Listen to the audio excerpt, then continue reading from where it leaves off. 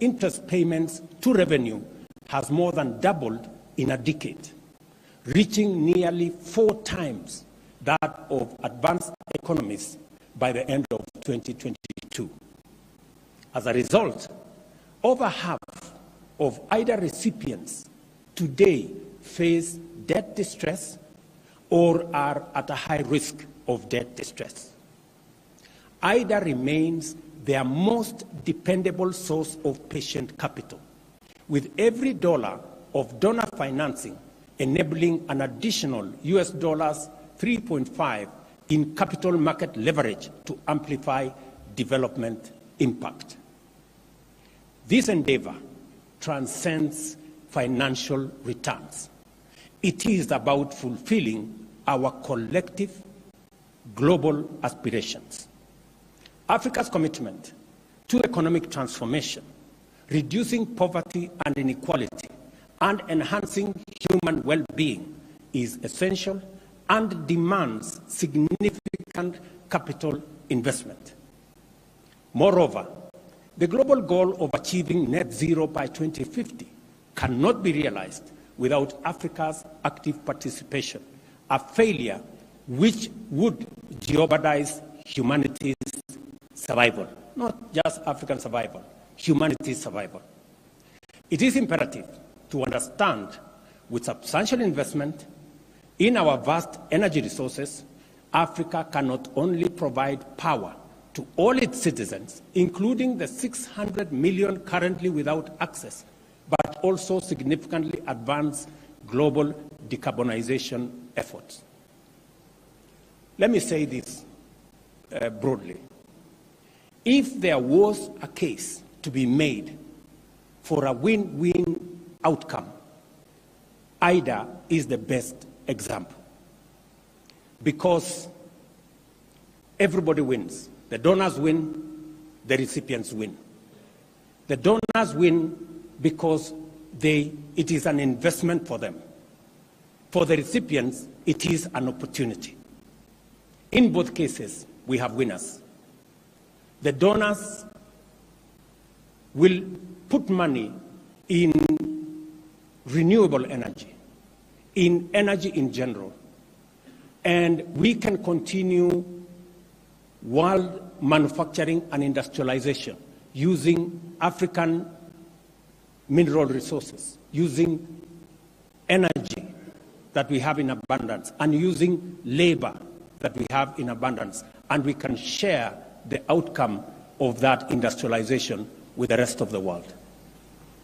By investing in IDA, we unlock 60% of the world's arable and cultivated land for food security and nutrition, not just for Africa, but for the globe. By investing in IDA, we unlock the human resource potential in our continent, Africa being the youngest continent in the world. Investing in education, in health, in social protection gives us the opportunity to provide 40% of the world's workforce by 2050. Investing in IDA gives us the opportunity to decarbonize global economy and provide for green growth. Let me say this. Our continent possesses 60% of the world's prime solar resources, and our untapped renewable energy potential exceeds 50 times the projected global electricity demand by 2040. However, realizing this requires a shift in investment strategies, with affordable long-term capital at scale being central. Our proposal and request entail a vision for Africa-driven socio-economic development, executed with transparency and inclusiveness, and our case is straightforward. Let me put it this way. Significant capital injection into IDA is crucial. The G20 independent expert group recommends tripling IDA's financing capacity to US dollars $279 billion by 2030, while maintaining the essential concessional nature of its financing. At the very least, and if we cannot do anything else, let us not ignore or wish away this expert advice. We seek not just funding, but a partnership for progress. African nations propose a robust plan for climate-positive growth, aligning with the Nairobi Declaration from last year's Africa Climate Summit to ensure stable, dignified, and sustainable livelihoods across our continent. Africa is poised to transform its agriculture, water security, and energy access while creating job opportunities for over 4 million youths entering the job market monthly and expanding our small and medium enterprises as well. Central to these opportunities is our commitment to African-led initiatives. We aim to control our destiny, managing our resources responsibly and sustainably to drive Africa's industrialization agenda using our abundant energy, mineral, and human capital resources. Our commitment to transparency and accountability is in our socio-economic development plans, ensuring the efficient and effective use of IDA is central to our plan. We acknowledge the vital role of diverse stakeholders beyond governments and traditional donors committing to deeper and broader engagement to enrich our development outcomes. We are committed to empower the Africa Union Commission to make it fit for purpose, with capacity to engage the rest of the world on behalf of Africa. We are committed to reform the Pan-African Parliament to enhance oversight and accountability over the Commission and establish an African Court of Justice so that we are ready to engage with the rest of the world. Faced with the relentless challenge of climate change and escalating instability, our unity is our strength. Despite the myriad forces that threaten to divide us, we must remain focused on the ultimate goal, safeguarding the future of our civilization, the human race, and the diverse life forms that share our planet. Africa is eager to contribute to the solution. Our continent offers a viable and promising pathway to a future of prosperity for all humanity, harnessing our rich resources and innovative spirit. IDA's efficiency and effectiveness make it a unique force for good.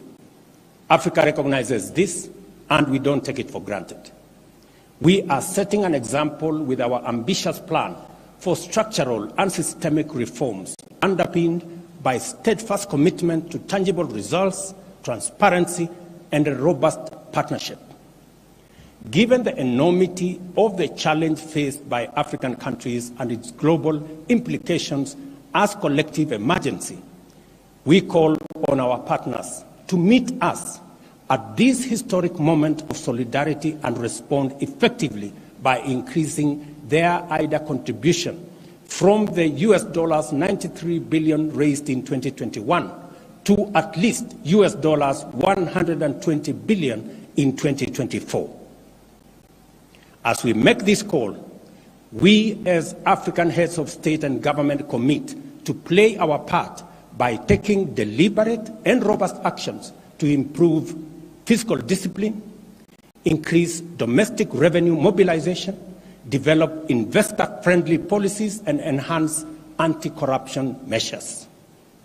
IDA exemplifies the best of global cooperation, characterized by compassion, lasting dedication, and a fruitful collaboration. By fortifying IDA, we do more than just honor these values. We significantly enhance our joint ability to tackle global challenges. Let us value and expand the reach and influence of this vital resource. Together, let us be bold. Let us be ambitious. and let us act with conviction. Thank you, and God bless you.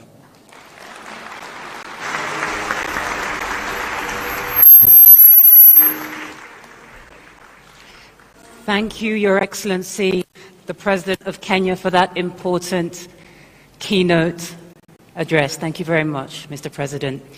This IDA for Africa Heads of State Summit is a critical platform for all heads of state and other leaders from across the continent, together to highlight IDA's impact and to call for a robust 21st replenishment resources in support of transformational development.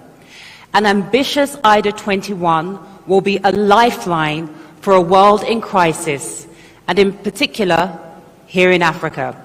And to speak about it, I am now extremely honored to welcome the heads of states to deliver their statements.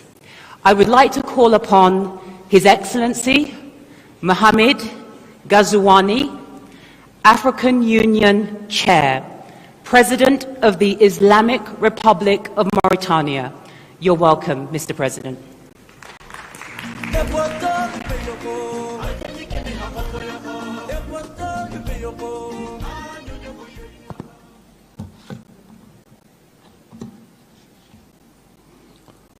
Excellence, Dr William Samoei Ruto, Président de la République du Kenya,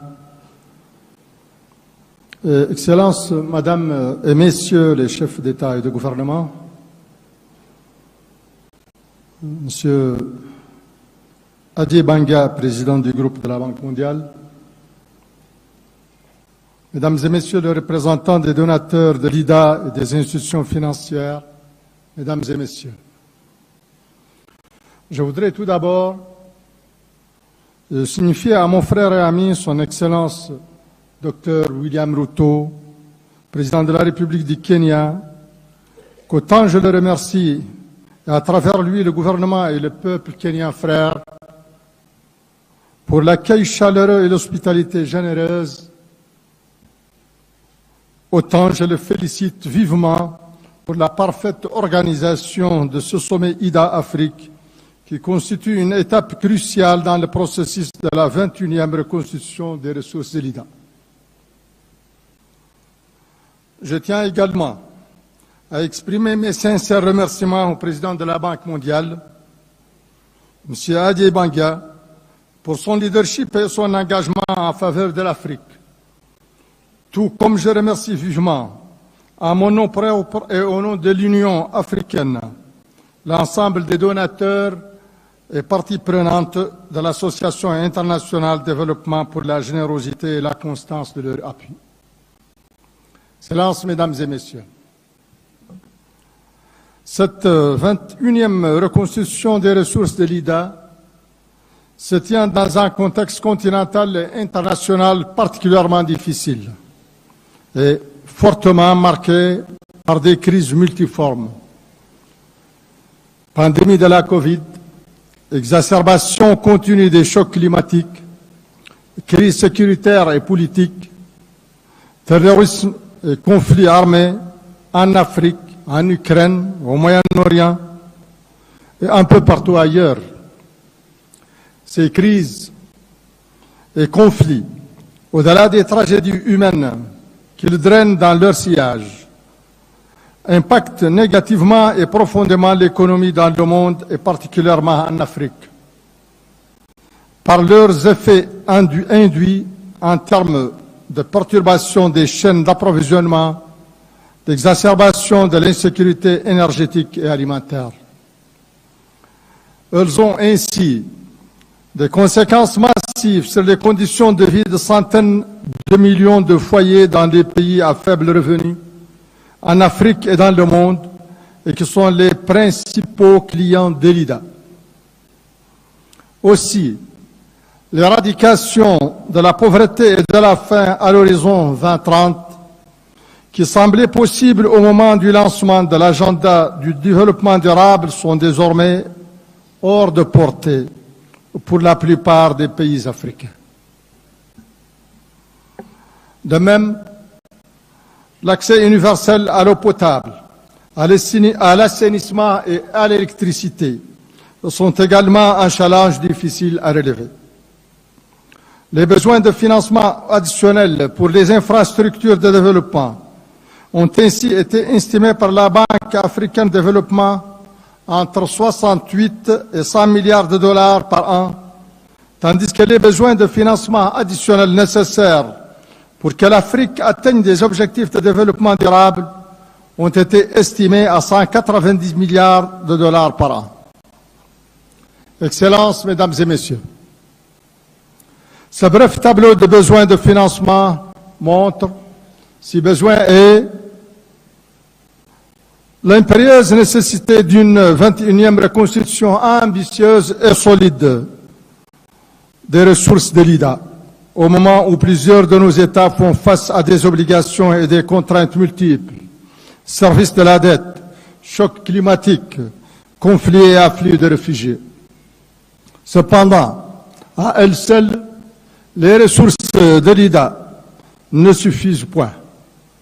Pour financer notre développement, nous aurons besoin de ressources massives et de ressources massives de financement privé et de financement direct étranger.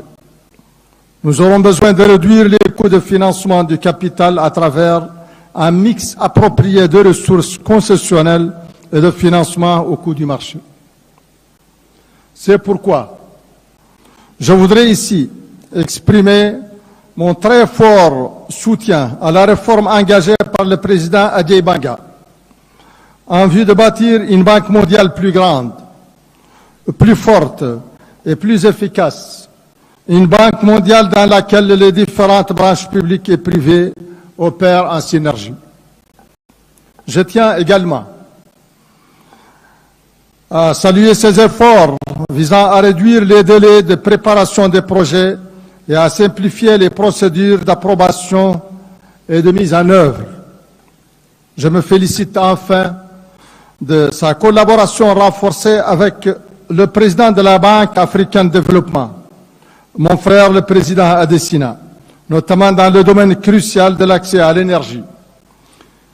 Et je formule le vœu que cette opération s'étende à d'autres secteurs et inclut d'autres banques multilatérales de développement. Excellences, Mesdames et Messieurs, l'IDA joue un rôle unique dans le financement du développement en Afrique où elle intervient au niveau de 39 pays. 1,5 milliard de pauvres, dont un nombre important de nos citoyens, de nos concitoyens africains, ont bénéficié des financements de l'IDA. Ce rôle doit se renforcer alors que nous faisons face aux défis majeurs des changements climatiques. C'est pourquoi je réitère, au nom de l'Union africaine et à mon nom propre, mes remerciements aux pays donateurs de l'IDA pour leur générosité et appelle à une reconstruction ambitieuse et solide des ressources de l'IDA à la hauteur des challenges de notre époque. Le coût de l'inaction serait exorbitant en termes de fragilité et de précarité, de perte de vies humaines, d'années d'enseignement et d'opportunités de développement, de gaspillage de notre resources et de dégradation environnementale. Environmental deterioration. We could avoid such a scenario by making sure that Africa is still on the path of inclusive and sustainable growth. For this,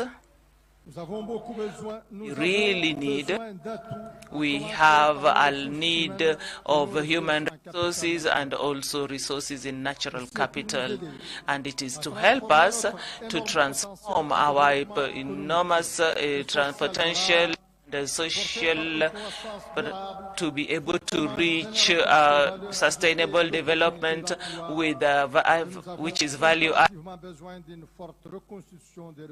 reconstitution of the resources from IDA.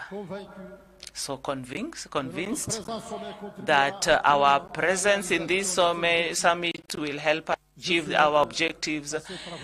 I would pray that this gets to a successful end.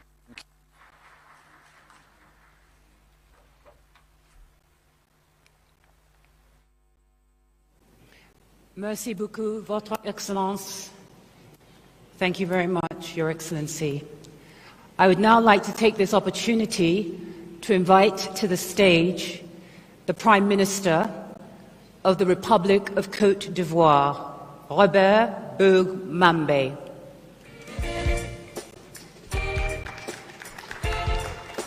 Bienvenue.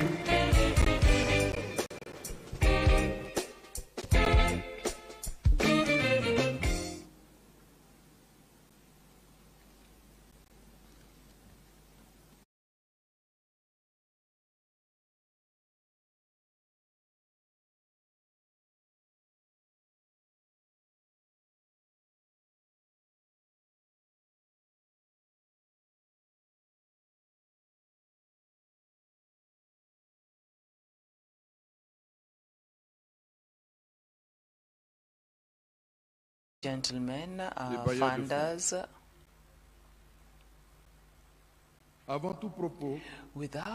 before I begin, I'd like to share with you the warm greetings of His Excellencies, Monsieur Alassane Ouattara, the President of the Republic of Côte d'Ivoire, who, due to other reasons, asked me to represent him at this very important summit on the reconstitution of the IDA Resources 21.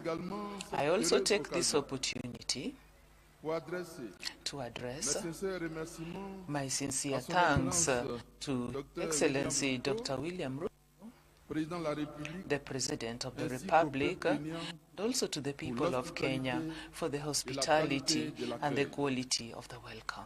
I would also like to reinforce the thanks to thank the President of the World Bank, Mr. Ajay Banga, for his determination to reform our common institution for better in efficiency in interventions and also accelerate sustainable development in our states. It is this important summit also strategizes to mobilize resources with IDA for the 3 coming years. So, the governments of the low-income countries need today to also, they are faced by major obstacles that are becoming bigger and bigger in an environment where the resources are limited. When it comes to the Ivory Coast, modernization of agriculture and the production sectors, development of the private sector, and also employment for the youth are the main obstacles.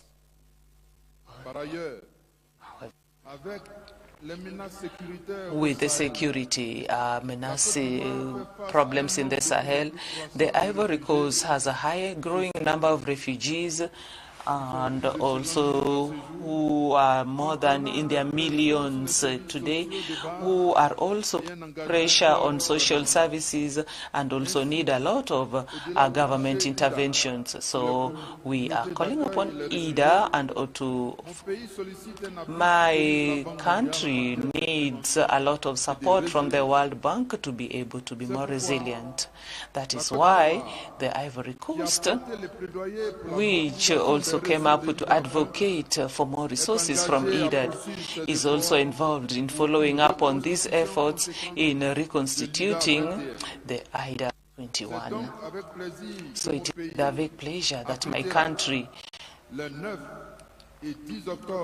the 9th to 10th October of this year, the African Economic Summit, which will seek to mobilize main finances and partnerships with Global Citizen and Bridgewater Associates to support the campaign to also reconstitute IDA21. And I'd like to also send an appeal to our funders and also to the World Group and its partners that they mobilize resources, IDA resources, to help governments to face the problems that are becoming more and more bigger and more complex. Ivory Coast supports all the efforts of the World Bank and its partners. I thank you all for your attention.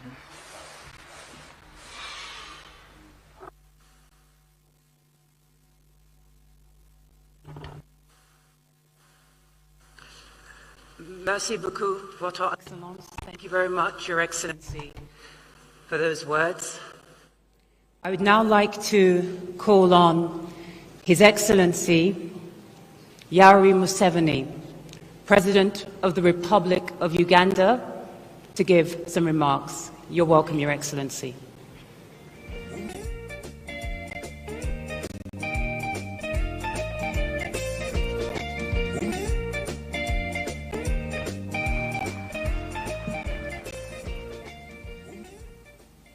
His Excellency William Ruto, the President of the Republic of Kenya, the chairperson of the African Union, President of Mauritania, and their excellencies, the heads of state and government. This is a topic I can speak on for the whole day. I'm therefore glad we have had this meeting where the presidents of Africa meet with some of the Western leaders. The crisis which is in Africa today is because of philosophical, ideological, strategic, economic mistakes, which we have been talking about since the 1960s. This is not an accident. When you see the crisis in many of the African countries, the collapse of states, we predicted this in the 1960s.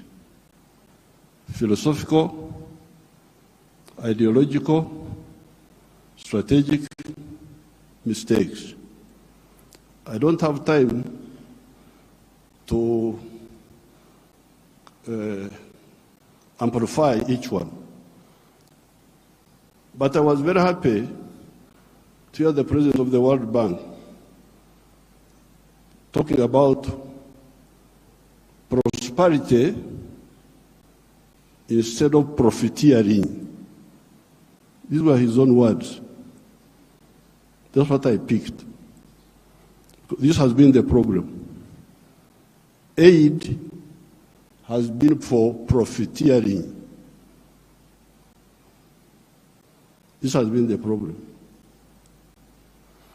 Now, the World Bank people and other groups have been talking of sustainable development. Even in your documents, I have seen those words there. Sustainable development. I am now going to be 80 years old. I have never seen sustainable pregnancy.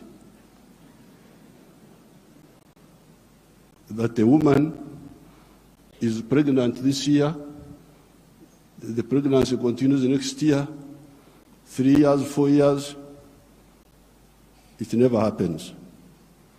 In life, pregnancy develops sustainably within the womb of the woman. Quantitatively, the baby is growing bigger and bigger.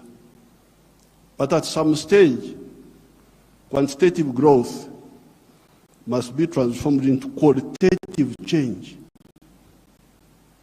The pregnancy must become a baby.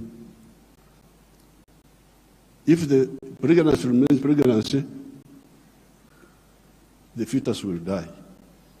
So therefore, I would even ask you to change those words in your documents.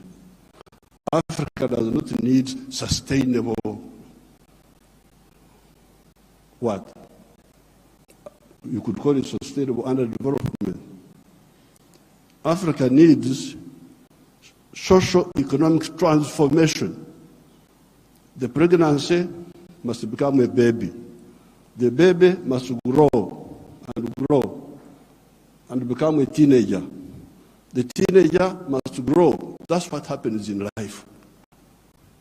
You cannot have quantitative growth and you think you are doing anything. The main reason why there is no growth is because the growth factors are not funded. They are not even understood. What are the growth factors? We now talk of private sector-led growth.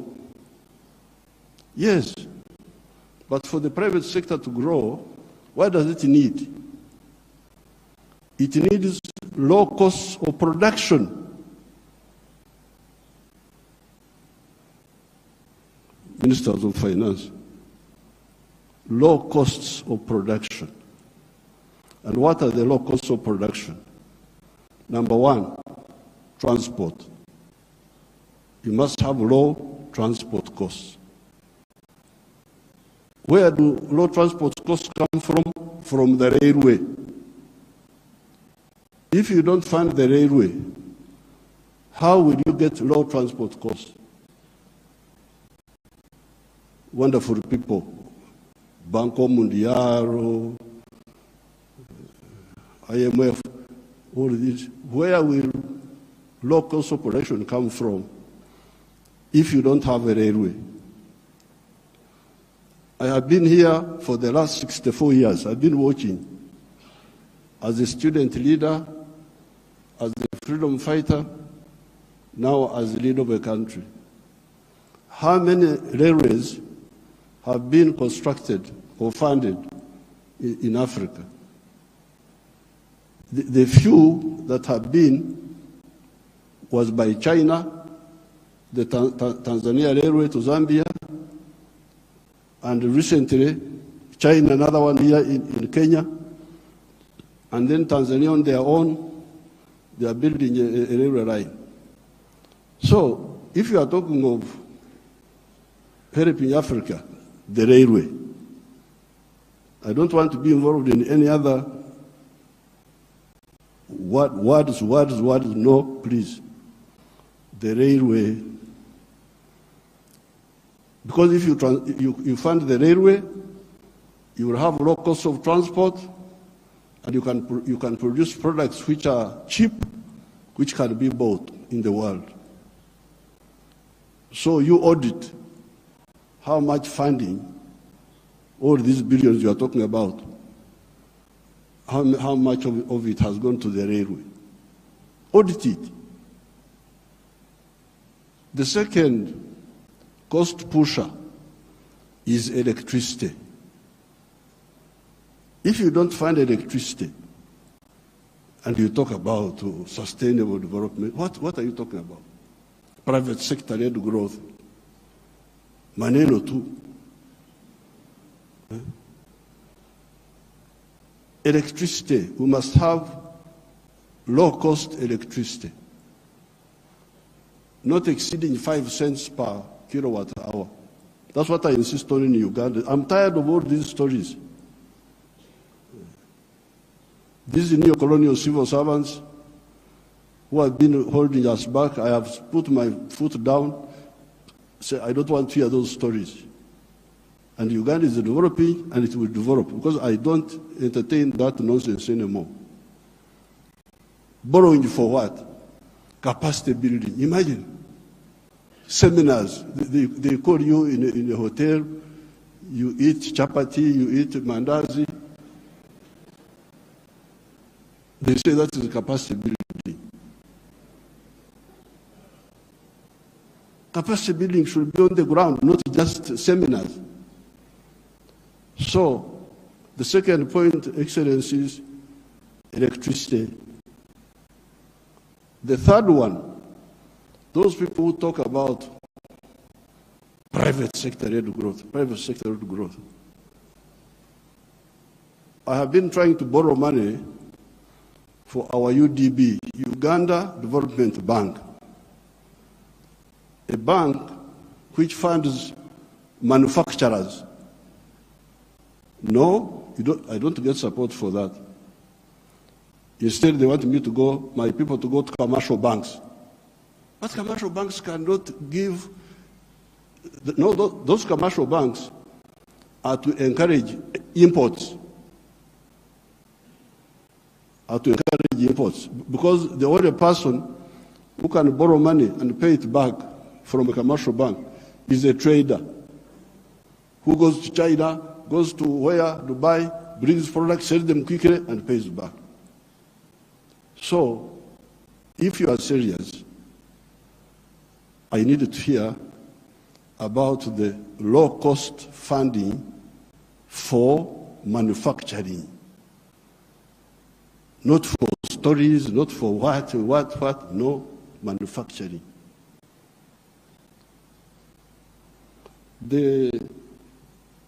How about funding for irrigation? Because if you want to stabilize agriculture, a country like Uganda is very rich, we have got everything. But still sometimes we get some erraticness in the rain. So in order to stabilize, I've been trying to look for a loan for irrigation. I can't easily get it. Very difficult to get. A loan for seminars, very quick. The civil servants, what?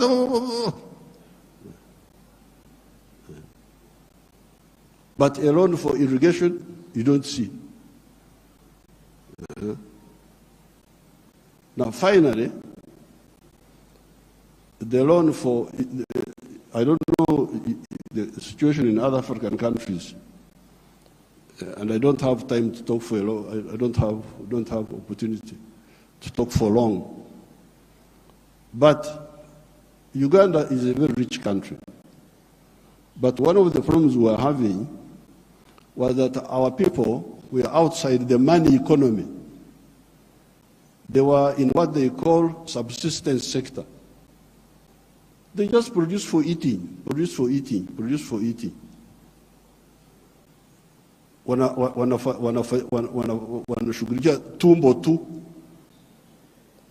So I was looking for money. Please give me money to give coffee seedlings to these fellows who are just producing for the stomach, so that they can produce for the stomach, but also produce for the pocket, so that they join the money economy. You cannot imagine that by 2013, a few years ago, 68% of the homesteads in Uganda were still in the subsistence sector, in the non-money economy. You audit your countries. What is the situation? What is the percentage of the people? So I had now to use my own money because I couldn't borrow money from anybody. The loans are for capacity building, for, I don't know, sometimes they give for ICT, but ICT is a communication system, mainly. What are you going to communicate on that communication? How are you? Good morning. And you think that is communication. Why don't you have ICT linked with agriculture, linked with the industry? Oh, now the digital. Are you eating computers? Have I seen anybody eating computers? Just running up and down. Maneno tu. So I was insisting that all these Ugandans must be in the money economy. 2013, not long ago, 68% of Ugandans were outside the money economy because Uganda is a very rich country. A fool can survive there. In other countries, fools die. But in Uganda, fools can thrive there. They just eat. He stays with his brothers. He eats. He goes from there to the sister. He eats. He's not earning anything, but he's eating. So we said, no, everybody must be involved in the money economy. We couldn't get any support for that. But we funded it ourselves. Each year, we spend about $300 million of our own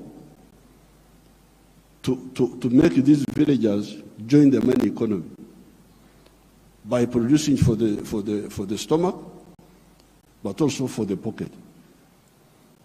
And from 2013, I was now told that for the first time, 61% of the people are in the money economy of the homesteads.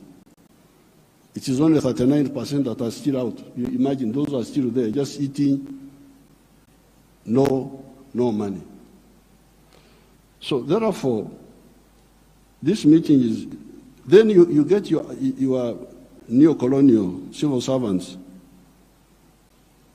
They talk of import support. Imagine there is money for import support. Import support. The governor writes to me, reports, we have got import cover for so many months. But I don't want to import, I want to export. Why don't you tell me about import substitution and export promotion? Instead you are telling me of import support. So money is available for to become more dependent. So I'm very glad to hear what now finally, the KISII, which we told our people about in the 1960s, we told them, part of the wars we fought in Uganda were to get rid of the neo-colonial groups which were there, which were stopping us from thinking. We had to get rid of them by force. But one of the problems was Africa producing raw materials. Matière primaire. They call it in French. Matière primaire. Raw materials. Imagine coffee. The global value of coffee is $460 billion. All the coffee producing countries of the world, Brazil, us, all these, we only get 25 billion of that. Out of the 460 billion, the coffee producing countries get 25 billion. And Africa gets only 2.5 billion. 900 million of that comes to Uganda because Uganda produces a lot of coffee. A country like Germany, which has no coffee, earns $65 billion from coffee. So, I sell a kilo of coffee, good grade coffee, $2.5. Somebody in London will get $241 from that 1 kilo. Okay, there are other costs on the way. I don't want to, because he's the owner of a restaurant and so on. But coffee roasting, coffee grinding, coffee packing must happen here in Africa. It must happen at source. The shirt I'm putting on is Ugandan cotton. I don't put on foreign clothes.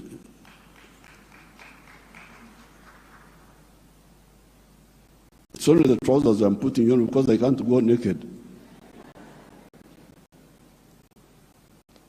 Because they have not solved that problem for me.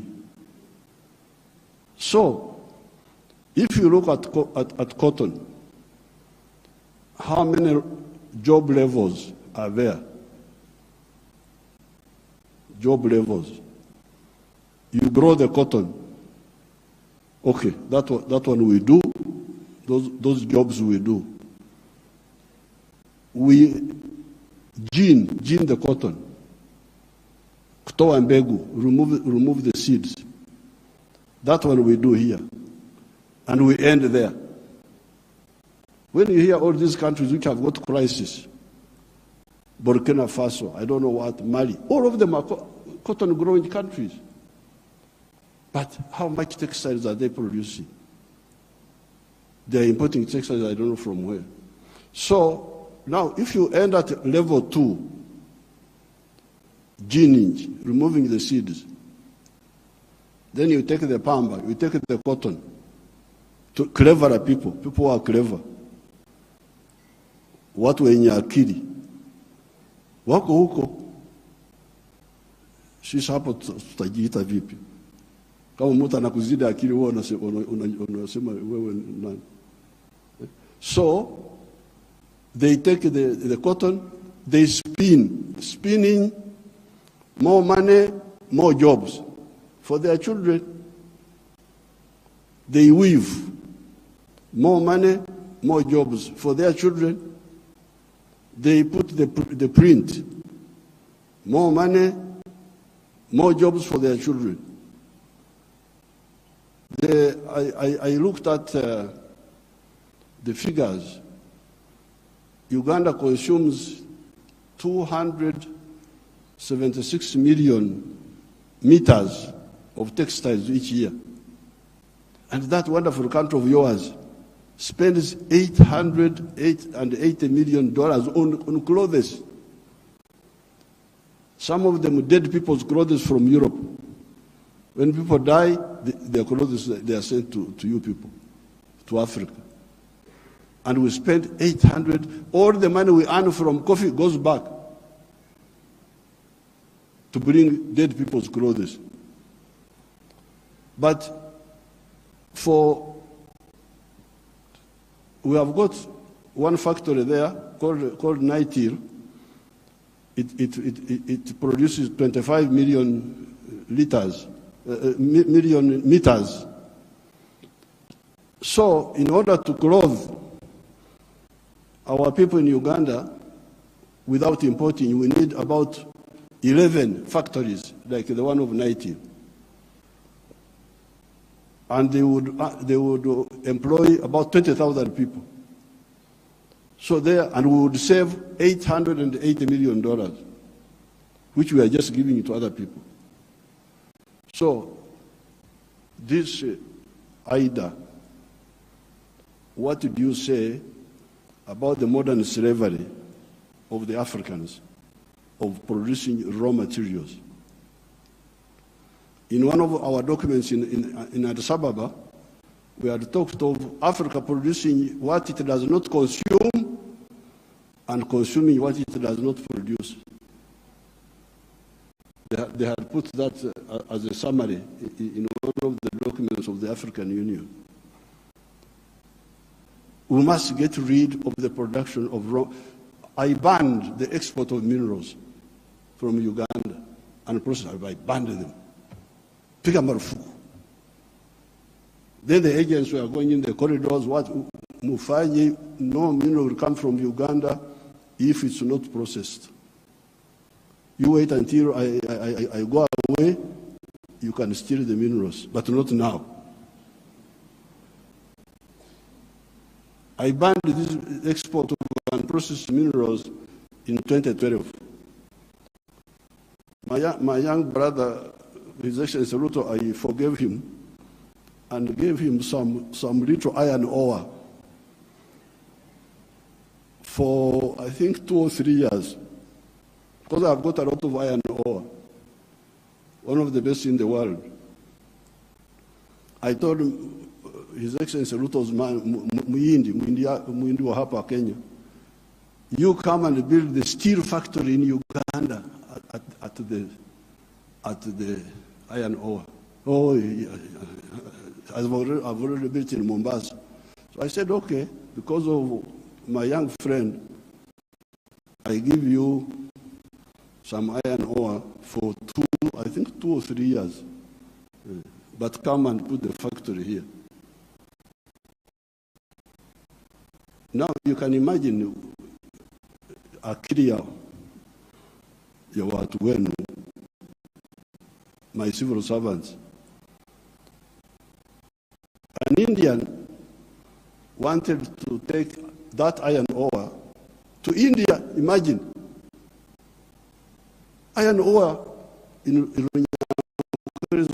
our language is called obtare, but it is soil, black soil. If you see it, it is soil. To take that to India and do what? Pay your wonderful people $47 per ton. Our iron ore is the purest in the world. It is 70% pure. So you need like 1.5 tons to make a ton of steel. Now, a ton of steel costs $700. Somebody gives you $47 on your wealth, the wealth of your people, and he gets $700 from it. And all the jobs, your children have no jobs. Watoto wa Wahindi wanafanya wampata kazi. I can't be part of that treachery. So I banned. There will be no export of unprocessed minerals from Uganda. So there's no business. What do you mean there's no business? So when I banned them, they are flocking in now. They have opened 7 gold refineries. 7 gold refineries. They are there. Because I banned. The other day I was opening a tin refinery.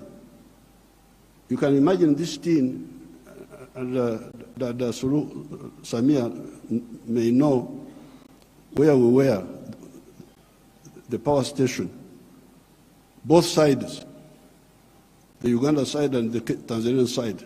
That is all tin.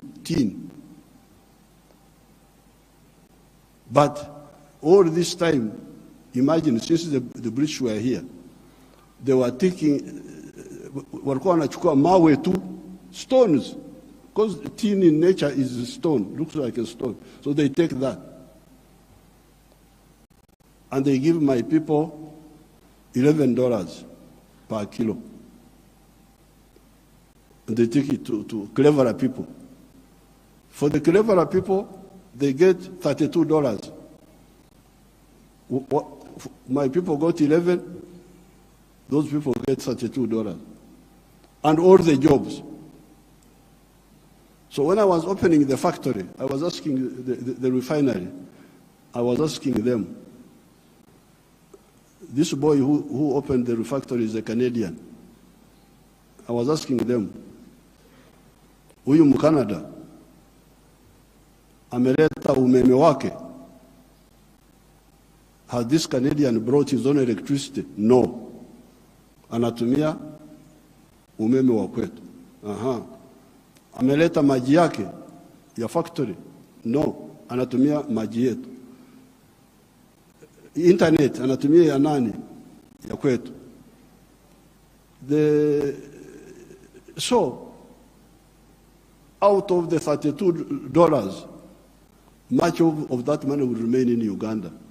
Pay for the raw material, pay for the electricity, pay for the water, all that remains in Uganda. So, what does, first of all, my African brothers and sisters say about this hemorrhage of Africa? Hemorrhage. Echikurukuto, we call it in Uganda. This hemorrhage must stop. The crisis you see in these countries is because of stagnation of the last 60 years since independence. The population is increasing, the economies are not increasing. What do you expect? So with these few words, Your Excellencies, what do I say? Merci beaucoup.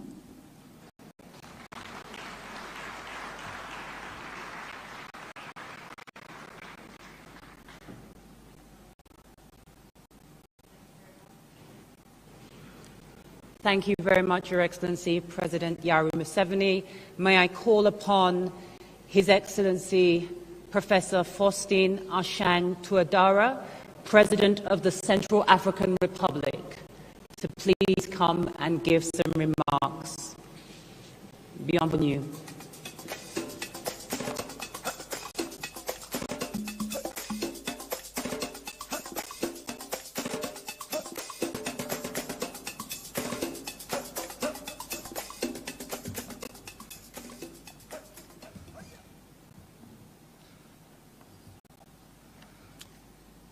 Excellence, Dr William Samuel Ruto, président de la République du Kenya, très chers frères, Excellences, Mesdames et Messieurs les chefs d'État et de gouvernement, Monsieur le Président du groupe de la Banque mondiale, distinguées personnalités, Mesdames et Messieurs, permettez-moi, à l'entame de mes propos, d'adresser à notre frère, Son Excellence Dr William Samuel Ruto, Président de la République du Kenya, President of the Republic of Kenya and the Kenyan people, I'd like to express my deepest feelings and express suite aux pluies torrentielles Central African Republic following the floods that have led to the tragic disappearance of many people and also a lot of destruction in our sister country.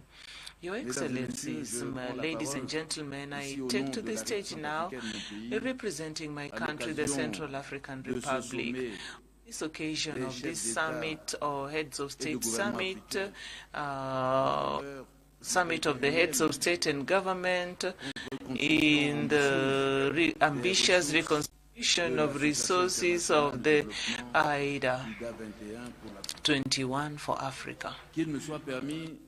Allow me to also express our deep gratitude towards my dad, Dr. William Samoei Ruto, and the Kenyan people for the organization, the successful organization of this summit, and also the welcome, the brotherly welcome, very warm, which have known since our arrival in this really dynamic town of Nairobi.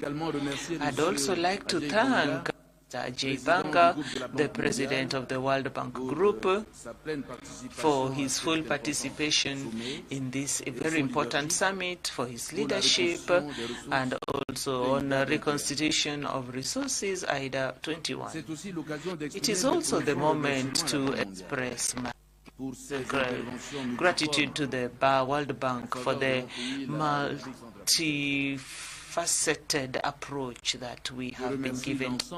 I'd also like to thank the entire group of funders in IDA, because it is thanks to their contribution this institution has the necessary is to help the most poor countries on this planet to be able to move to some place. So also the African Union, that it is in Africa that we also find a number of natural resources and strategic minerals, and we find that some of these countries are some of the most impoverished of these countries, and the Central African Republic has had a feeling of this level of poverty that we are talking about in this IDA21.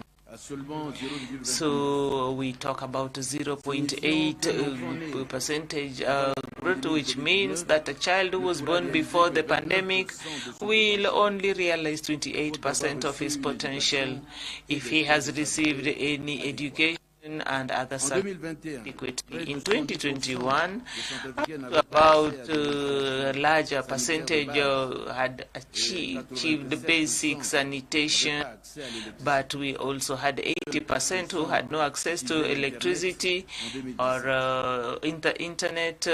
2017, according to the United Nations. So in April of 2024, so 40% of Central Africans would not eat a food.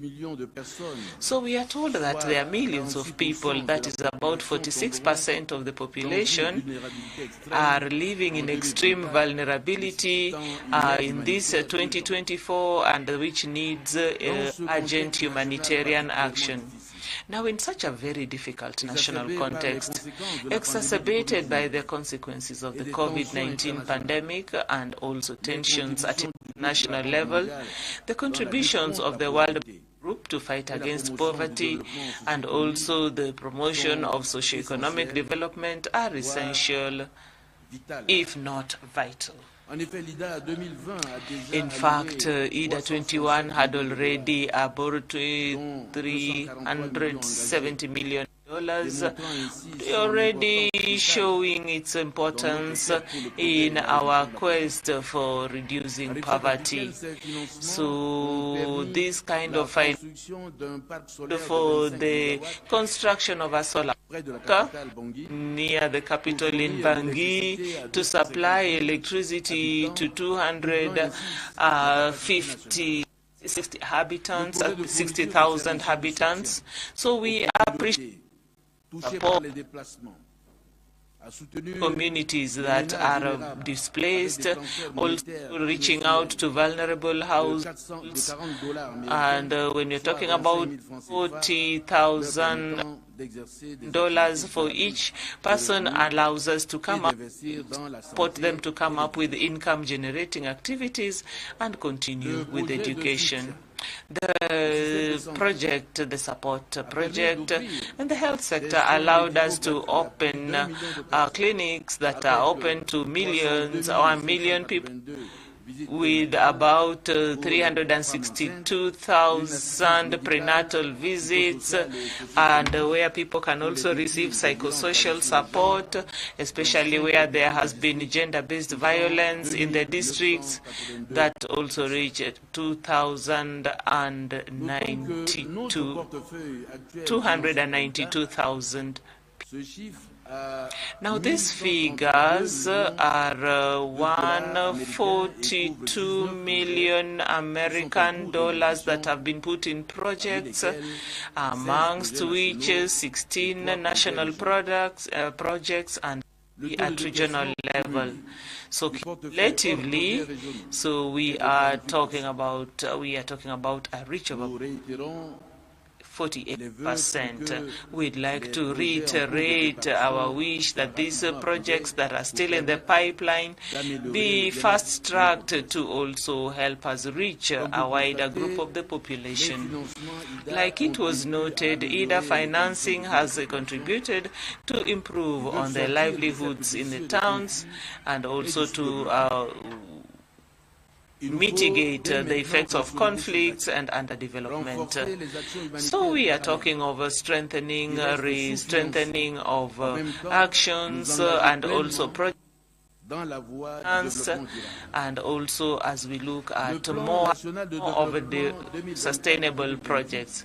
So when we are talking about 2024, 2028, we are capitalizing on the plan to consolidate 2017-2023 program that had been improved on in the Central African Republic, and also route map that Rwanda provided. We have looked at it with the improvement in the security situation.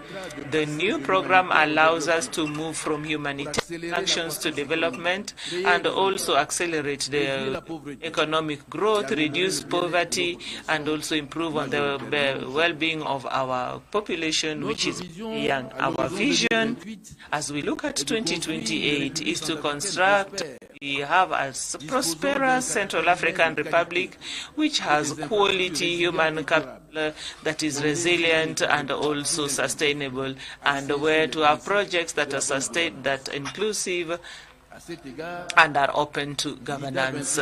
So IDA21 to us looks like an historic opportunity for our growth and our development.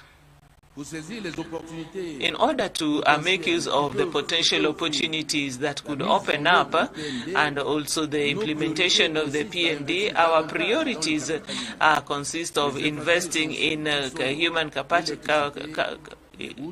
and also put up roads, digitalization, and also intelligence, and also other projects that also take into account climate changes and also reduce the et la révolution énergétique. Ceci, en retour, peut contribuer à relever un grand nombre de défis auxquels mon pays est confronté. Pour y parvenir, la République centrafricaine aura besoin de ressources concessionnelles, d'où notre appel aux pays donateurs pour une reconstruction massive de IDA21, à l'exemple de IDA19 et IDA20, dans un contexte de raréfaction des ressources financières à l'international et des lenteurs observées dans l'exécution des compensations de la finance climat en faveur des pays particulièrement vulnérables.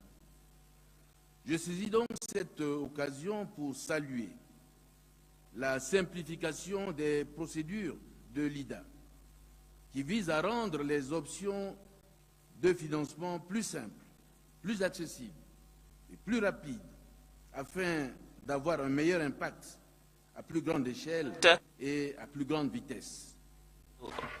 At a greater speed. I'd like to end and reminding us that IDA is a partnership between donor pays and the recipient countries, and help the receiving states to reach, be able to have sustainable growth as they look at having a more prosperous future. It is the wish that I would have for my country and for other countries that are also benefiting from IDA are represented here. So we are looking at our level of indebtedness and the conditions of the capital markets. IDA21 remains the credible factor that we have when we look at concessionary rates for a country like mine, which has just come out of a fragile state, and also to help us add value to our human capital. I'd like to ask all the traditional funders and also the potential new funders to also make themselves useful and you contribute massively to the 21st reconstitution of resources of the International Development Association, IDA21, to have a more equitable and just country. Thank you. Merci beaucoup, Votre Excellence. I would now like to welcome His Excellency Mr. Azali Assoumani, President of the Union of the Comoros, to the stage. You're welcome, Your Excellency.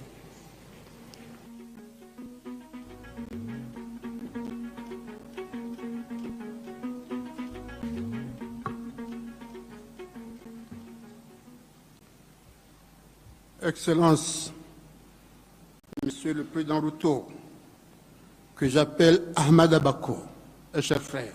Ahmad Abako, a dear brother. Your Excellencies, ladies and gentlemen, heads of government and state, Your Excellency, Monsieur Ahmad Ghazouani, the President of the Conference of the African Union, and the President. Your Excellency Ajay Bango, the President of the World Bank Group, ladies and gentlemen, the heads of international institutions, distinguished guests, ladies and ladies, greetings to all. I'd like to first of all express on behalf of my delegation and on my own my gratitude to our brother, the President Ruto, for the perfect organization of this summit, and also to our brothers and sisters in Kenya for their warm hospitality and in this beautiful town of Nairobi. As we meet for this crucial summit in order to deliberate on the question of reconstituting the resources under IDA21, I'd like to first of all to underline that Africa finds itself today in a crisis, unprecedented crisis. So when we are looking, there are a number of obstacles, there are economic disparities, environmental degradation, security and health crises, and inequalities in education. However, in the midst of all these problems comes an opportunity that is exceptional for collective action and also for transformative change. Our continent is, in effect, has a lot of potential resources to help us. So when we talk about very important human resource, so to be able to play its role in the world economy, Africa needs big investment in a number of development areas. Ladies and gentlemen who are here, so IDA has to be an ally that in our part we're heading to toward sustainable development. It is unique in the world where $1 from the developing countries is also supported by $4 for the financing of development projects. As we engage, this is the trajectory of the IDA21. It is important, it is imperative. We also recognize the indispensable role that this institution has played in the promotion of inclusive growth and also prosperity in Africa. As such, the $23 billion of reconstitution in IDA 2020 allowed the institution to mobilize $93 billion for financement for the member countries, of which 20% have been engagements that are destined to reach African countries. So we can agree with me that is in a very difficult context of access to financial markets. The IDA instrument needs to be honored, thanked, and also strengthened by our contribution that is very important as partners. Also, we also express our deepest gratitude to all our partners, first of whom is the World Bank. So thanking it for its robust and continued engagement and support that is appropriate to help us do away with the obstacles to development that our countries face. So this robust reconstitution of IDA comes from the simple need that is financial and also incarnates a moral imperative and also underlies to ensure that no one is left behind in our quest to be more ready for the African countries. As such, and IDA21, that's ambitious, should give priority to efforts to invest in development areas such as agriculture, energy, infrastructure, and the climatic adaptation before supporting creation of work of quality workforce of young people and underprivileged groups. So this would be created. From IDA18, we have been able to get substantial concessionary funds going to the private sector that to help people get out of poverty by creating sustainable employment, economic transformation, and mobilizing resources at national level. Since its creation, so $4 billion of funds have allowed more than $20 billion of investment to the sector, private sector, supported in 47 countries. This has also favored the introduction of new financial resources for development in the eligible countries, also helping to reduce in the domains of that the private sector has chosen to invest in. So I'd like to support this partnership with LEADER for having responded to us and to come up with a very strong and ambitious reconstitution of the IDA21 and that the resources are also meet the aspirations, the collective African aspiration. And in addition to the contributions of our partners, we cannot underestimate the transformative power of technology and cooperation and regional cooperation. So when towards the realization of this SDGs for our economies, allow me also to underline the importance of accepting the IDA21 with as a task that we take with determination, conscious of the importance, responsibility that we have in common.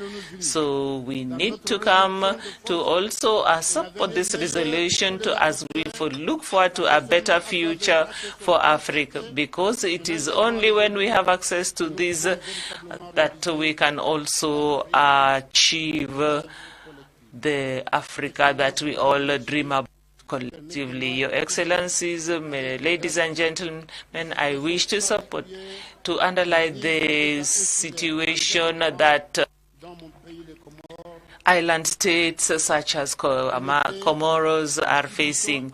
So we would also have to have a plan that also takes into the effects of change, like tsunamis, cyclones, and also floods. The situation is very alarming. So this needs particular attention from our partners, our development partners like IDA. So as such, my country is advocating that IDA should come to look at the specific problems that island states that face as vulnerable states. They are very fragile, and also they are also touched in the environmental sector. They face a lot of food insecurity. They also have external shocks of all natures, and also this means that are dealing with very specific objectives that would help us adapt to climate change. And as such, I would like, ladies and gentlemen, to conclude my proposal by a African proverb when we say that we do not handle things singularly. So if we come together to face these obstacles, I would wish us all success in our work, and I thank you all. Merci beaucoup. If I please may invite the President of the Republic of Ghana, His Excellency Nana Akufo-Addo. Your Excellency, if you could use the podium. Your Excellency, if you could use this podium. Thank you very much.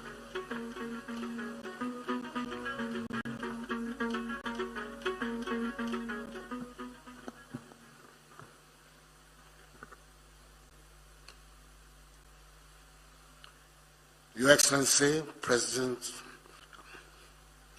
of the Republic of Kenya, William Ruto, Your Excellency Mohamed Ghazouani, Chair of the African Union and President of the Islamic Republic of Mauritania, Excellencies, heads of state and government, the President of the World Bank, Mr. J. Banga, ladies and gentlemen, I thank the dynamic President of the Republic of Kenya, His Excellency William Ruto, for the invitation to speak at the summit of the International Development Association, IDA, and for the hospitality of the Kenyan government. This gathering serves as a platform for collaboration and a catalyst for transformative change. As we convene here, we're tasked with a great responsibility to articulate the case for an ambitious and robust 21st replenishment of the IDA, one that will pave the way for sustainable development and prosperity, not only for the African continent, but also for all nations in need. The challenges we face in the 21st century are immense and multifaceted. From the continuing effects of poverty and inequality to the urgent threats posed by climate change and pandemics, our world is in need of bold and innovative solutions. Yet amidst these challenges lies an opportunity to redefine our approach to development, to reimagine our priorities, and to forge a path towards a more equitable and sustainable future. The IDA, with its long-standing commitment to poverty eradication and inclusive growth, stands as a testament to the power of international cooperation. Over the years, it has played a pivotal role in lifting millions out of poverty, expanding access to education and healthcare, and building resilient communities. However, as we look ahead, we must acknowledge that our work is very far from finished. Millions still live in poverty. Millions still lack access to basic services. And millions suffer from the effects of environmental degradation and climate change. Excellencies, all of us are aware, for example, of the enormous infrastructure challenge confronting Africa. The African Development Bank, AFDB, estimates Africa's infrastructure needs at between 130 to 170 billion United States dollars annually, with a financing gap of between 68 billion and $180 billion annually. The infrastructure gap has a negative impact on our competitiveness. It constrains our development, stifles business growth, trade, investment, and service delivery, as well as the overall progress towards inclusive and sustainable development. Mobilizing finance and investment remains central to Africa's development needs and attaining the 17 Sustainable Development Goals. Our biggest challenge is not a scarcity of financing, but overcoming a global economic system that has not allocated sufficient long-term resources to support Africa's economic transformation. That is why boosting the resources of the IDA, whose ability to generate concessional financing represents an effective way to respond to the obstacles that African countries encounter in the present global system, is so critical for the prospects of Africa's development. With the burgeoning population, our challenges hinge on our ability to provide reliable electricity, affordable and decent housing, improved transportation networks, education, and health infrastructure. Without this, we would be staring down again the possibility of a lost decade, characterized by suboptimal GDP growth. Excellencies, more than half of African countries are debt distressed. Ghana is currently going through the restructuring of her debts under the G20 Common Framework, which we all know is a slow process and needs to be stepped up. At the same time, we're suffering from the increasing effects of climate change and the devastations caused by COVID-19 and other adverse global developments. Doubling IDA to provide more concessional facilities to our countries is of utmost importance to help us cope with these challenges. The intersection between climate and debt makes imperative the need to reform the global financial architecture in a way that delivers more resources to our countries to help address the current polycrises affecting our development and that of future generations. Therefore, the time has come for us to redouble our efforts, to recommit ourselves to the principles of solidarity and shared responsibility, and to unlock the full potential of the IDA. This replenishment presents us with a unique opportunity to mobilize resources, to leverage partnerships, and to scale up our impact.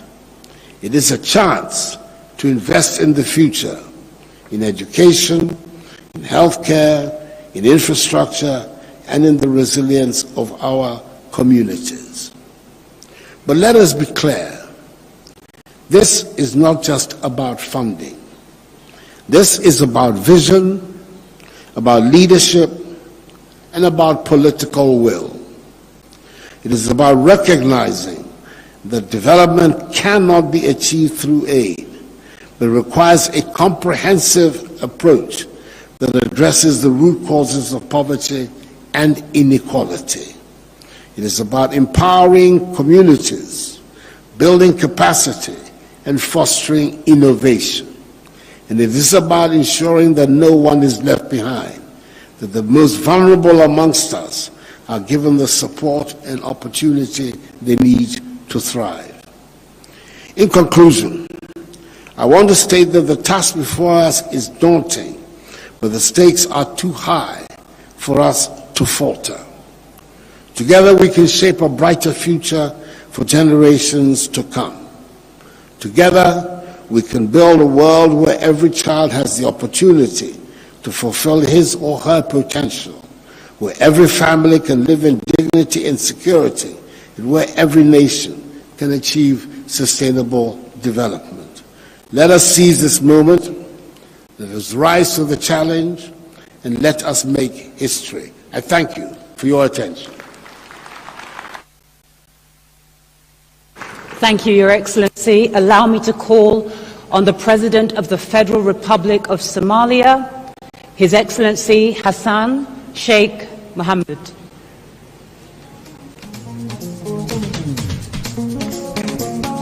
Thank you, Your Excellency.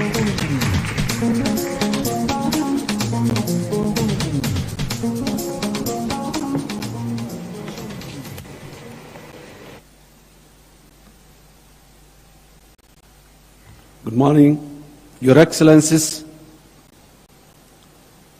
Your Excellency Dr. William Ruto, President of Federal Republic of Kenya, His Excellency Mohammed Ghazwani, the President of the Islamic Republic of Mauritania and the Chairperson of African Union, Your Excellencies, fellow African leaders and heads of states, His Excellency, Your Excellency Mr. J. Banga, the President of the World Bank, Excellencies, ladies and gentlemen.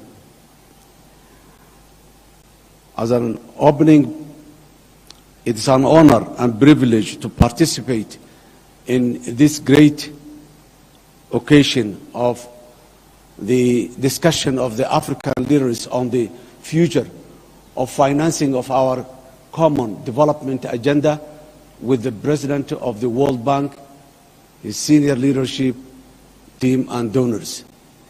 Instead of well-replenished IDA21 means more opportunity for investment, job creation, economic growth, and effective response to the devastating global shocks like the climate change, which hampers all our progress despite our minimal contribution as a continent. Essentially, in this age of increasing global uncertainty, socio-economic, political, and security risks like the Red Sea crisis, as well as the enormous development financing need, we must ensure IDA21 becomes the main vehicle to support sustainable development. Without this, almost all developing low-income nations will struggle to deliver progressive changes from the offset. I wanted to thank the government and the Republic of Kenya and His Excellency President William Ruto for hosting this critical meeting on IDA21 replenishment and for bringing us all together. I also wanted to recognize the visionary leadership of His Excellency Ajay Bang, the President of the World Bank Group, who has demonstrated that he is firmly committed to leading a responsive bank that delivers results through the evolution roadmap. It is encouraging that the World Bank is listening, learning, innovating, and acting to provide a tailored context-specific support for our most urgent priorities to spark growth in Africa. Somalia and IDA for Somalia. IDA is a major lifeline that we are relying on enabling our ambitious national transformation agenda in these hopeful and post-debt relief priorities. IDA's impact on Somalia are enormous and include core institutional and system building, culminating in the achievement of heavily indebted poor countries have a completion point in December 2023.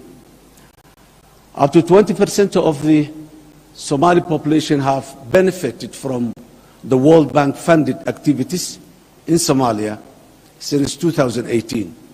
Approximately 69% of these beneficiaries were poor people living with small children and were affected by the drought, floods, and a locust infection in many parts of Somalia. Support to the rehabilitation of access roads and climate resistant infrastructure in many parts of Somalia and many municipalities in corners of Somalia bring various benefits to millions of people, including internally displaced people, IDPs, that had migrated to urban areas due to security, natural disasters, events. Provision of effective livelihoods and life-saving assistance to our citizens throughout the triple crisis of climate shocks, locust infestation, and COVID-19 pandemic. Essentially, IDA in Somalia has meant more vulnerable people out of extreme poverty, more social protection, and women and children are focused on supporting government institutions by helping those vulnerable groups. Despite our successful decade, long economic reforms to achieve debt relief throughout the highly indebted poor countries initiative, HIBIC, we remain among most fragile states in the African continent and the world. Without doubt, Somalia has come a very long way from where we were on a decade ago in terms of macroeconomic stability and socio-economic development. We also have exciting and empowering plans to keep the reform momentum going on, to lock in the vital gains we have made and build on them for a transformative change. However, these efforts require resources. Accordingly, we require the upcoming IDA21 replenishment to be of the scale and ambition that will help shift the situation from fragility to resilience and growth in Somalia. And this can only happen through greater investment in human capital, infrastructure, social protection, job creation, increasing affordable energy access, and building resilience to the disastrous and disproportionate impact of recurrent and cyclical climate emergencies in my country through IDA 2021. Excellencies, ladies and gentlemen, as a government, we are truly committed to build on the economic reform gains from the debt relief process by the future. Further enhancing domestic revenue, mobilization and strengthening public and financial management, debt management, and deepening financial sector development in Somalia. We are cognizant that the most reliable income for the nation is what it collects from its citizens and investors to reinvest the priorities and the public service needs accordingly. With a focus on clear laws and more efficient and effective tax administration, we are steadily growing domestic revenues. Excellencies, ladies and gentlemen, I would like to conclude that IDA is a tool that helps Africa to progress, and in particular Somalia to move forward as fast as we can. Adjustments, tolerances, and flexibility is what is required in the years to come to benefit from the IDA resources. Again, I would like to thank the government and the people of Kenya for providing us this opportunity to discuss about the future of our nations in economic development. I thank you.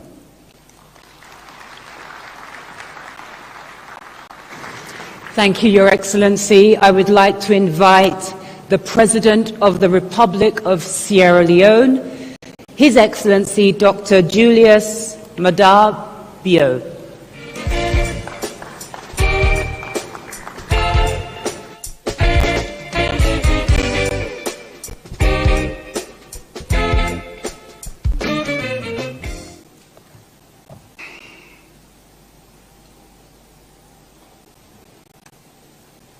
Thank you very much, Madam Moderator. Your Excellency, Dr. William Ruto, President of the Republic of Kenya, the African Union Chairperson and President of the Republic of the Islamic Republic of Mauritania, His Excellency Mohammed Ould Sheikh Al Ghazouani, Your Excellencies, Heads of State and Governments, President Ajay Banga, and Senior Management of the World Bank Group, representatives of the United Nations, the African Union, and other regional bodies, representatives of governments, distinguished ladies and gentlemen, I bring you very warm greetings from the government and people of Sierra Leone.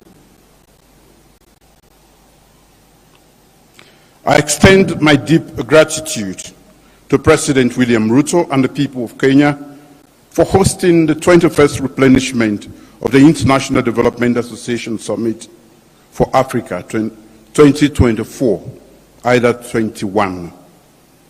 I express similar appreciation to the International Development Association team and its partners for their relentless effort in accelerating the mobilization of much needed resources that will support the transformational development objectives of low-income countries, including those in our beloved continent.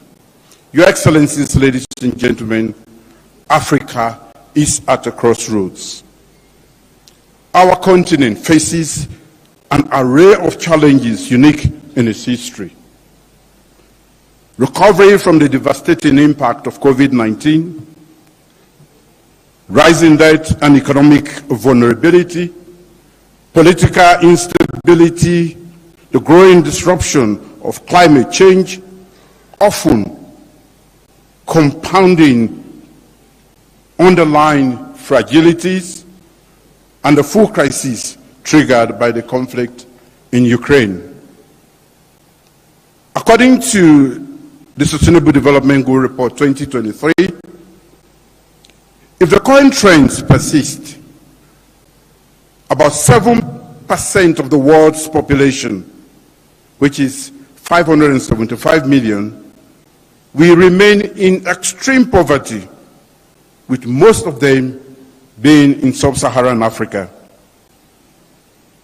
Many governments in Africa are making huge strides to advance sustainable development and alleviate extreme poverty in their countries, in alignment with targets set out in the African Union Agenda 2063 and the United Nations Sustainable Development Goals, SDGs. However, with 6 short years left to achieve the SDGs, most of our countries are not on track to meet the targets. Under current circumstances, a business as usual approach to Africa's development is not going to work. We need a change in our approach. We need a bolder vision that will transform Africa, reduce its vulnerability in a turbulent world, and set it firmly on a path to sustainable growth and prosperity. Our current exigencies call for decisive and collaborative actions from African governments and the international community, and reliable development partners such as the World Bank Group, to usher in sustainable transformation in Africa. For IDA to remain relevant to the evolving needs of member countries, especially in Africa, it must grow and adopt responsive and innovative mechanisms to finance transformational development.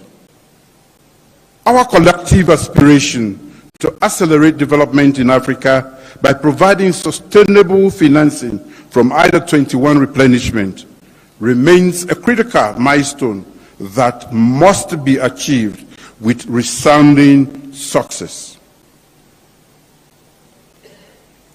A renewed commitment to good governance, transparency, and accountability must be central to our efforts.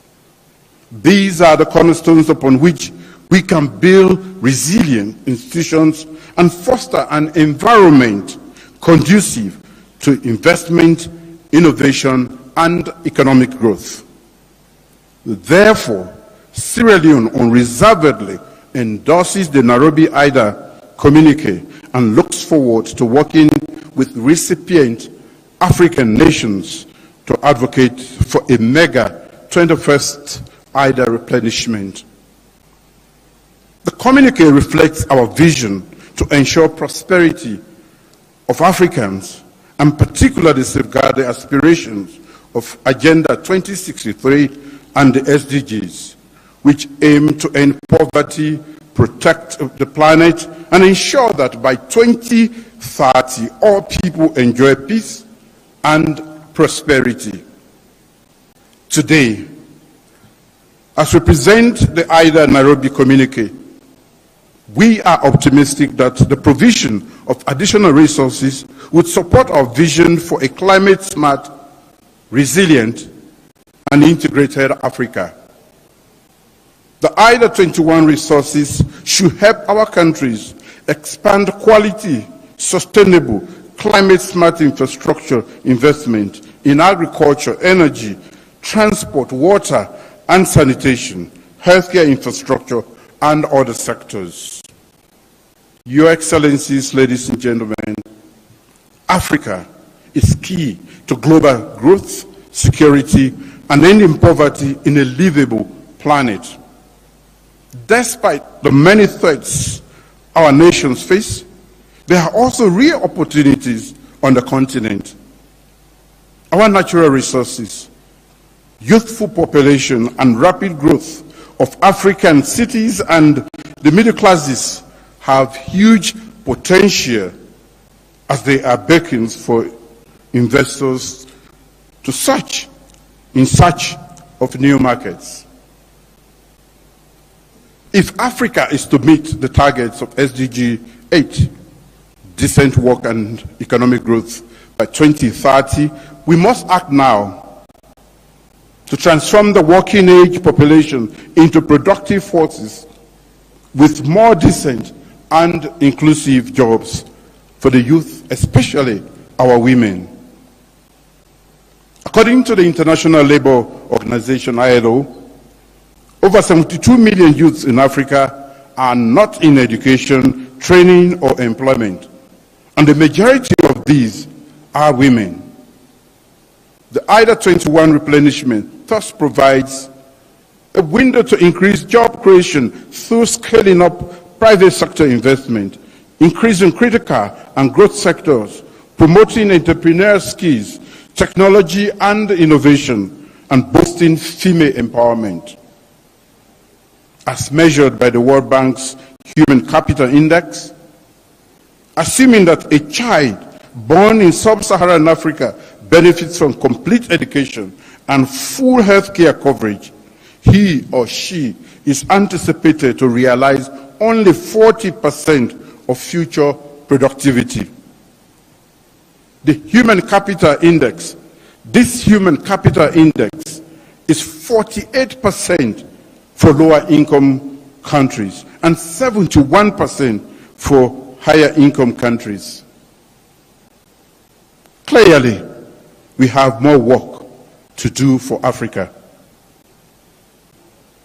Therefore, stronger global cooperation and a commitment to investing in African capital, a human capital, and creating a productive workforce are important ingredients in enabling developing countries to escape the trap of poverty and enhance economic growth and development.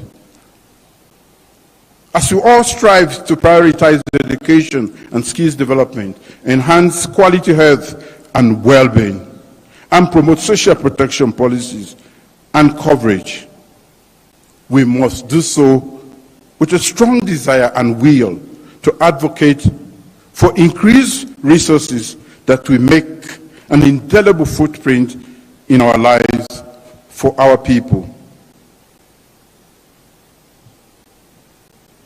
In our collective action for IDA21 replenishment, we must ensure that women and girls, we must ensure that empowering women and girls is not optional.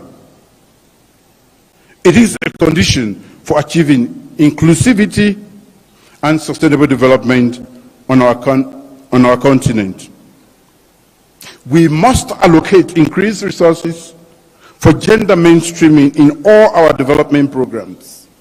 This includes improving women's access to productive resources, strengthening access to quality social services such as education, maternal and childhood, addressing gender-based violence, and advancing women's leadership and representation in decision-making platforms.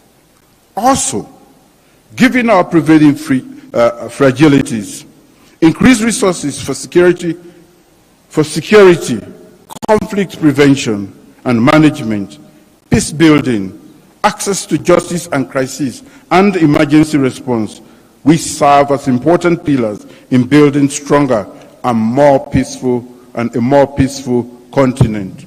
Furthermore, as our countries seek to leverage the fourth industrial revolution technologies, scaling up digitalization efforts across the continent requires enormous financial resources. As global leaders, we must be resolute in changing the face of business processes, systems, and models in our institutions.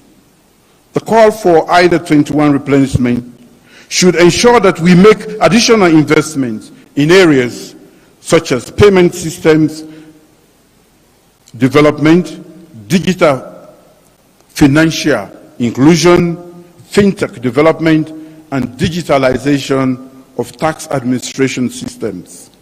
Your Excellencies, closing Africa's huge infrastructure gap should be an important component of the blueprint for the pending IDA pooling of resources. Investment in critical infrastructure such as energy, roads, information, communication, and technology remain the pathway to a buoyant growth. Through the IDA21 resources, the World Bank's new energy program could support member countries in making huge investment in renewable energy sources and power transmission lines, an important sector required to spur economic growth and support our industrialization, as has been ably spoken to by our big brother, President Yoweri Museveni. Improving service delivery, accountability, and transparency in governance is critical to all these. Strengthening domestic revenue mobilization efforts, improving public expenditure efficiency and management is key.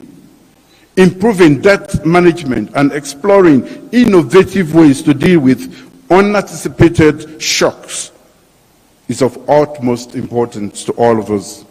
We anticipate that the IDA21 replenishment will further help countries with increased debt budget support for their development programs.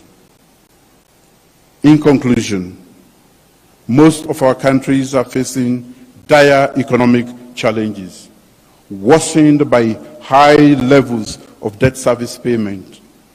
Despite these financial challenges, my government remains committed to delivering people-centered development through our medium-term national development program plan. We are leveraging the big 5 game changers, priority areas of intervention to improve the quality of life of our people. These include 1, our flagship Feed Salon program to boost agricultural productivity and achieve food security. 2, accelerating human capital development. 3, developing youth employment schemes. 4, revamping our public service architecture. And 5, infrastructure development and improving technology. We require substantial financial and technical support and strategic partnership to spur sustainable growth and social progress in the region to alleviate extreme poverty in our country. Given the need to support the pact articulated in the Nairobi communique, I join my colleagues in the call to generate resources for IDA21 replenishment that will be significantly higher than the record 93 billion raised in 2022 for IDA20. As we continue this appeal, we are not oblivious to the challenging economic and geopolitical landscape that could have implications for major donor countries. We, however, remain optimistic that our traditional donors, new and emerging donors, and philanthropic organizations will once again rise to the occasion and give their valuable support to the IDA replenishment effort. Let us build a stronger Africa, share prosperity with IDA, and strengthen partnerships and cooperation to ensure that no one is left behind. Thank you for your attention. Thank you. Thank you very much, Mr. President. Before I invite the next leader onto the stage, may I very politely and humbly ask those who are yet to speak to keep to the allocated 5 minutes, please, if you can. Allow me on that note to invite His Excellency Abiy Ahmed, Prime Minister of the Federal Republic of Ethiopia, to the stage.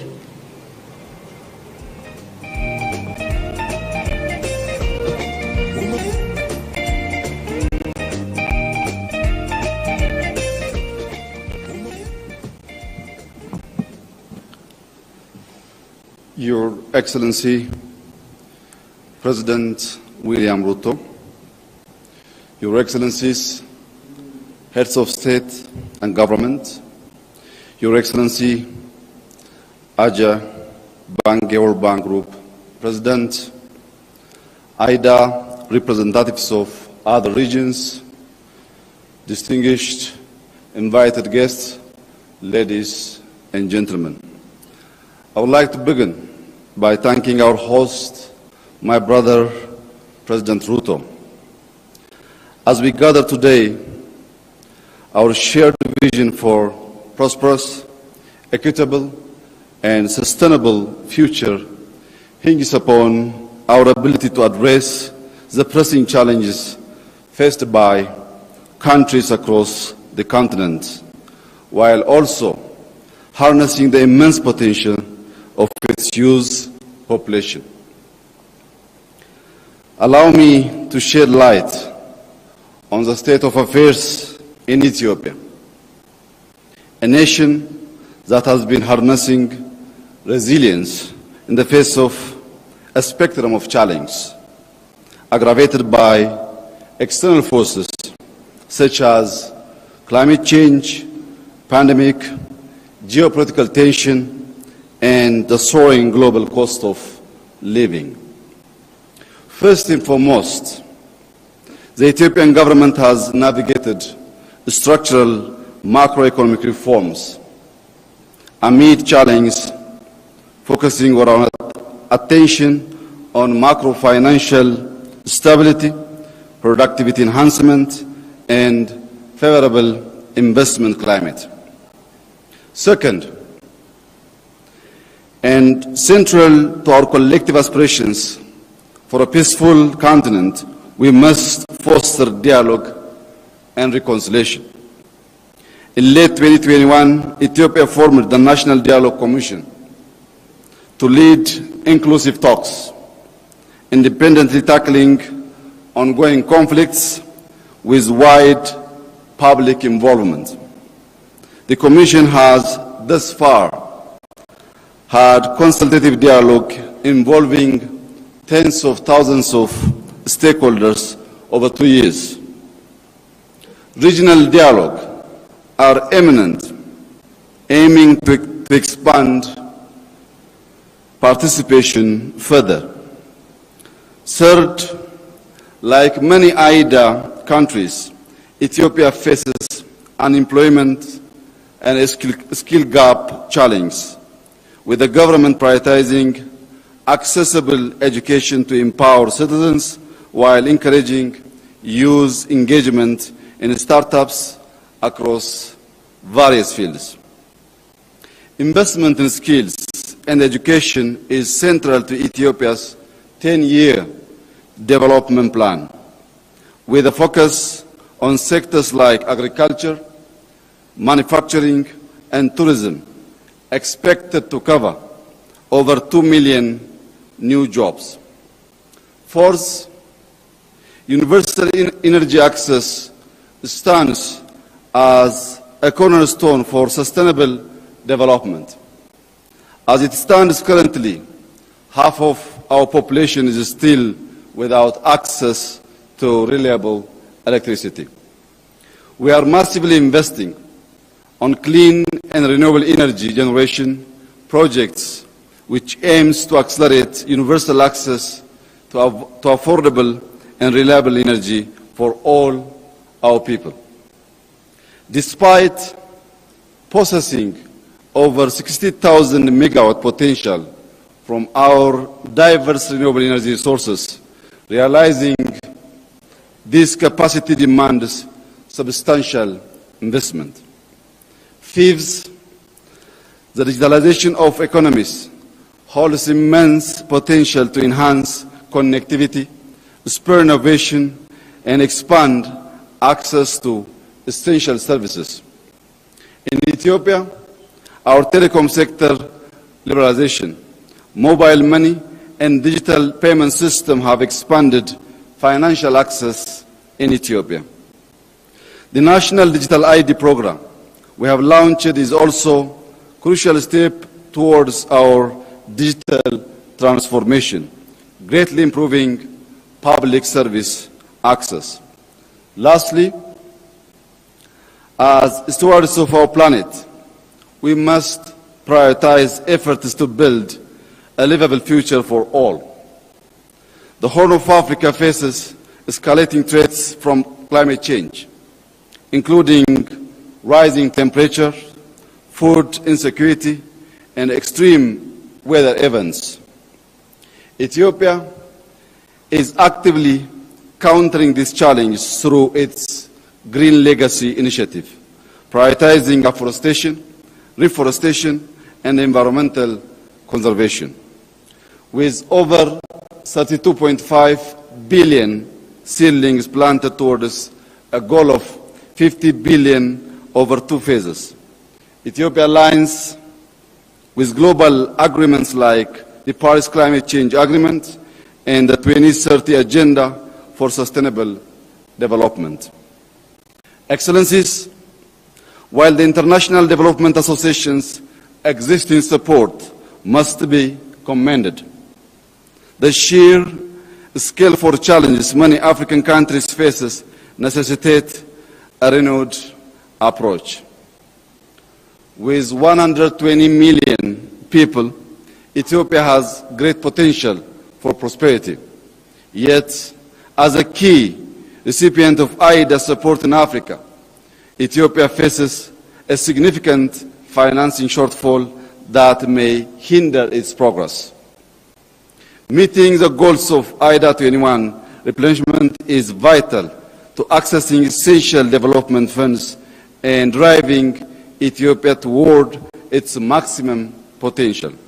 We urge IDA to significantly enhance its financial capacity and funding models, specifically increased support for crisis preparedness, response, and recovery is essential. I thank you.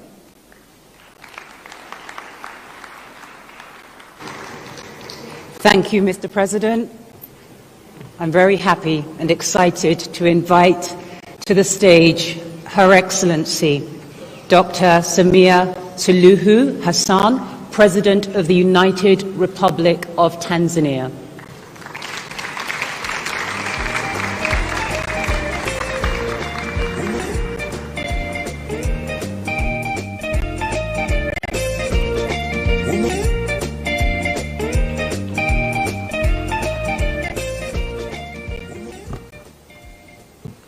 Your Excellency, President William Ruto, our host, Chairperson of the African Union, President Mohamed Ghazouani of Mauritania, Excellencies, heads of state and government, President of the World Bank, ladies and gentlemen, I thank President Ruto and the government of Kenya for the warm hospitality extended to us and commend him on successful hosting of this summit. Last December, Tanzania hosted IDA21 midterm review meeting, which among other things highlighted the impact of IDA financing.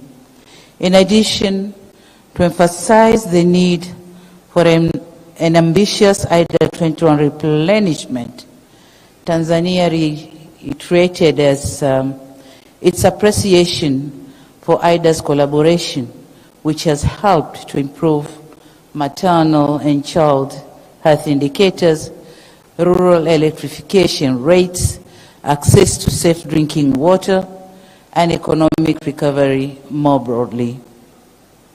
We believe that it should be a collective effort to highlight both the impactful success stories of IDA and the potential that IDA still has. Indeed, IDA has great potential to help its recipients to leverage resources from other partners. For instance, in Tanzania, we have an infrastructure project in Dar es Salaam called the Msimbazi Basin Development Project, which benefited from World Bank support worth $2 million. Having secured these resources, Tanzania has already been able to leverage an additional $60 million from other partners for this project, which aims at strengthening flooding or flood resilience and integrated urban development in our economic hub. Excellencies, in a bid to consolidate and building on the successes obtained during IDA20, we are pleased to advance this most important dialogue on IDA21. We are doing so at a time when Africa and the world are still facing the effects of multiple crises. In light of this crisis, coupled with significant shortfalls in development finance and shrinking fiscal space, what is required in going forward are more concessional resources. Moreover, considering the challenges related to present projected debt levels, we strongly believe that IDA21 should focus more on providing concessional loans, such as the 50-year credit loans. Given the present debt architecture on the continent, these facilities would provide more fiscal space to African countries to address competing development needs. Additionally, in the forthcoming IDA21 cycle, it is critical that policies are simplified and operational processes are streamlined. This is a matter that has a bearing on the access to development finance, the indirect cost of finance, and the achievement of the development objectives within the planned framework. Excellencies, all what would be discussed during this meeting are underpinned by investment in our human capital, which drives innovation and growth. And this is where my brother President Museveni was talking about. Africa needs transfer of technology and technical know-how. It will be recalled that in July 2023, Tanzania, in collaboration with the World Bank, hosted the African Heads of State Human Capital Summit. At that summit, we committed to investing in people for improving productivity and building inclusive and resilient economy. We believe that the commitments highlighted in Dar es Salaam Declaration on Human Capital are relevant and merit IDA's support. Excellencies, history attests to the transformative potential of IDA support for countries to transform and graduate. We expect the same spirit to guide us ambitiously in the IDA21 replenishment. It is on this basis that Tanzania also calls for an ambitious IDA21 replenishment that matches Africa's development aspirations with the resource needs.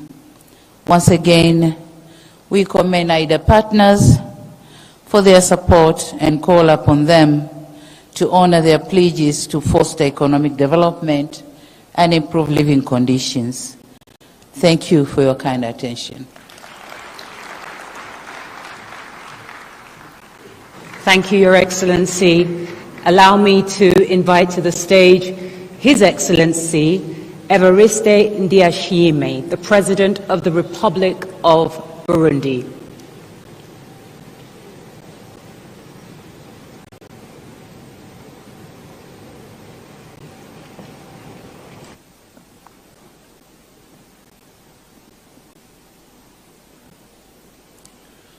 Excellences, Monsieur Samuel William Ruto, Président de la République du Kenya, Excellences,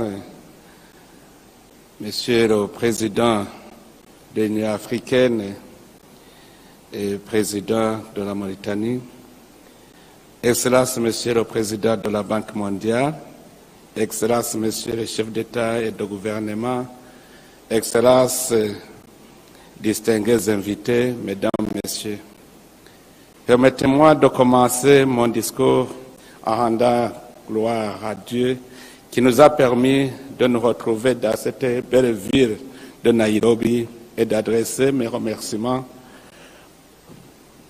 à mon homologue et frère William Ruto pour l'accueil chaleureux et fraternel qui nous a été réservé depuis notre arrivée.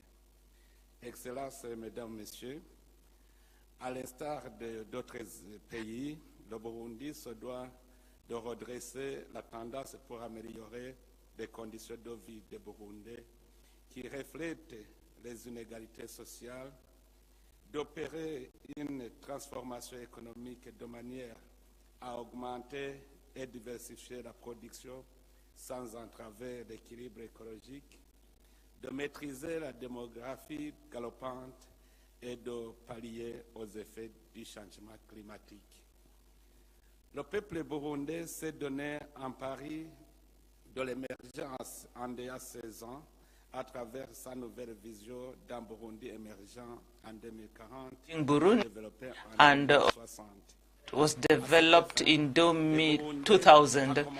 The Burundi people have also, beginning with the year, have also started fighting against and are looking towards sustainable development. So it is in this light that Burundi rejoices to be accounted amongst the partners, amongst whom, in particular, the World Bank. So the Burundi greatly appreciates the intervention of the World Bank over the years, the socio-economic growth. Now, the financing and to have sustainable impact in the energy sector, economy, the environment, education, health, community development, infrastructures for transport and social development, context where our economy had been touched by shocks and whose effect COVID-19, the Ukrainian conflict, the world fiscal condition, climate changes, and to all this we can add the sanctions that Burundi has known since 2015. Now in 2023, this year was particularly marked by some slight improvement in our economic development and in the service sectors, the putting in place of social infrastructure and also abundant agricultural production, thanks to the cooperation that was lent to allocation that improved to the different sectors.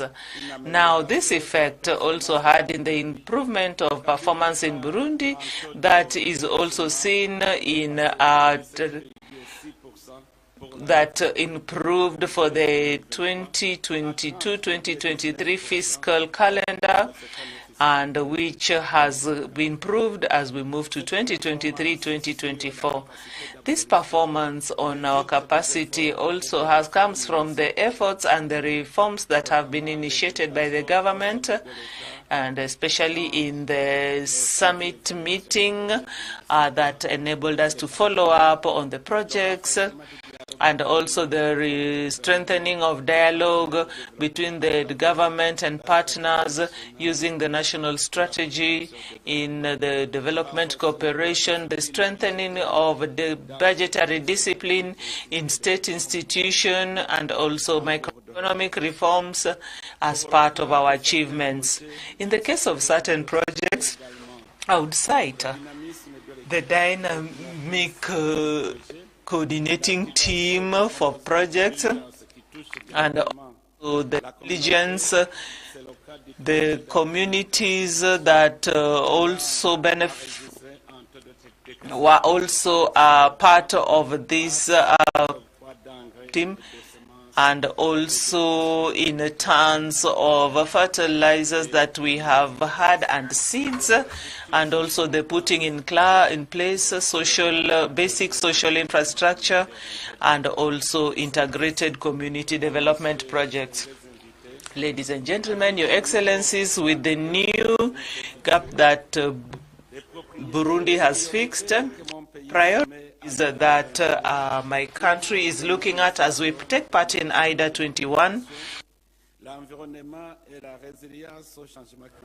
and environment health in face of climate change, and such, especially on reforms in terms of economic governance and statistics, as well as development of important l'industrie minière, le tourisme, l'énergie et les infrastructures. Excellences, Mesdames, Messieurs, à une situation exceptionnelle, il faut démontrer. Ladies and gentlemen, in such an exceptional context,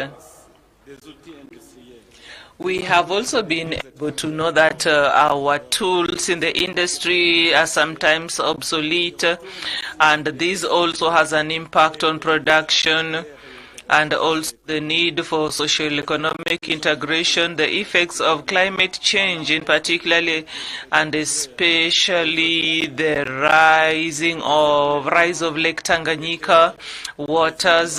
We have had floods as well. These all lead me to advocate positively for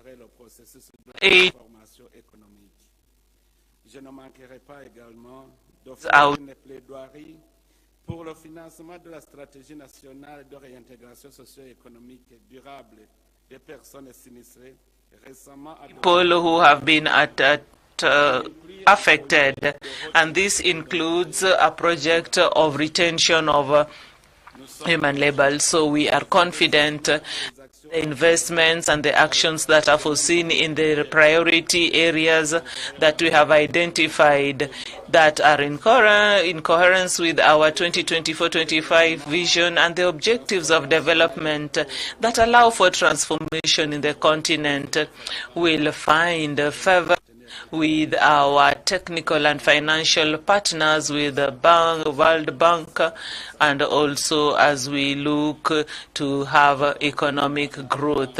I'd like to end and as I express our thanks to the efforts of our leaders, and also reaffirm the commitment of Burundi to play its role to ensure resilient and inclusive growth. I thank you all for lending me your ears.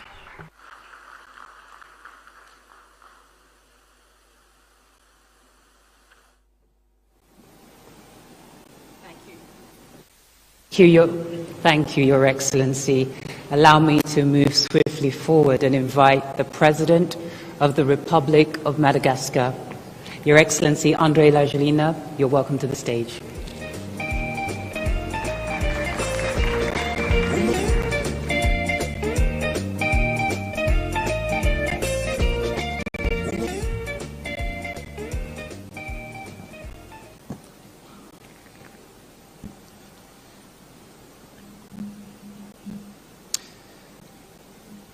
Excellences, Monsieur le Président de la République du Kenya, Excellences, Messieurs les chefs d'État et de gouvernement, Monsieur le Président de la Banque mondiale, Mesdames et Messieurs les représentants de l'IDA, Ladies and gentlemen, representatives of leaders and institutional financial institutions, and Your Excellency, Mesdames et our Messieurs, lenders, ladies and gentlemen, je tiens tout d'abord I would like for all exprimer ma to gratitude express my gratitude and my thanks au Président et au to peuple the kenyan President and the people pour l'hospitalité à l'endroit de ma délégation et moi-même that my depuis delegation notre and my arrivée team have received ici à since our Nairobi. arrival here in Nairobi. Je félicite le I'd président like to William Ruto congratulate pour l'organisation President et la Banque William mondiale Ruto for the pour l'organisation organization régulière and de the cette World Bank réunion for de the haut regular niveau organization qui of this réunit les high-level meeting contributeurs de that l'IDA reunites the et ses contributors and the bénéficiaires pour leaders renforcer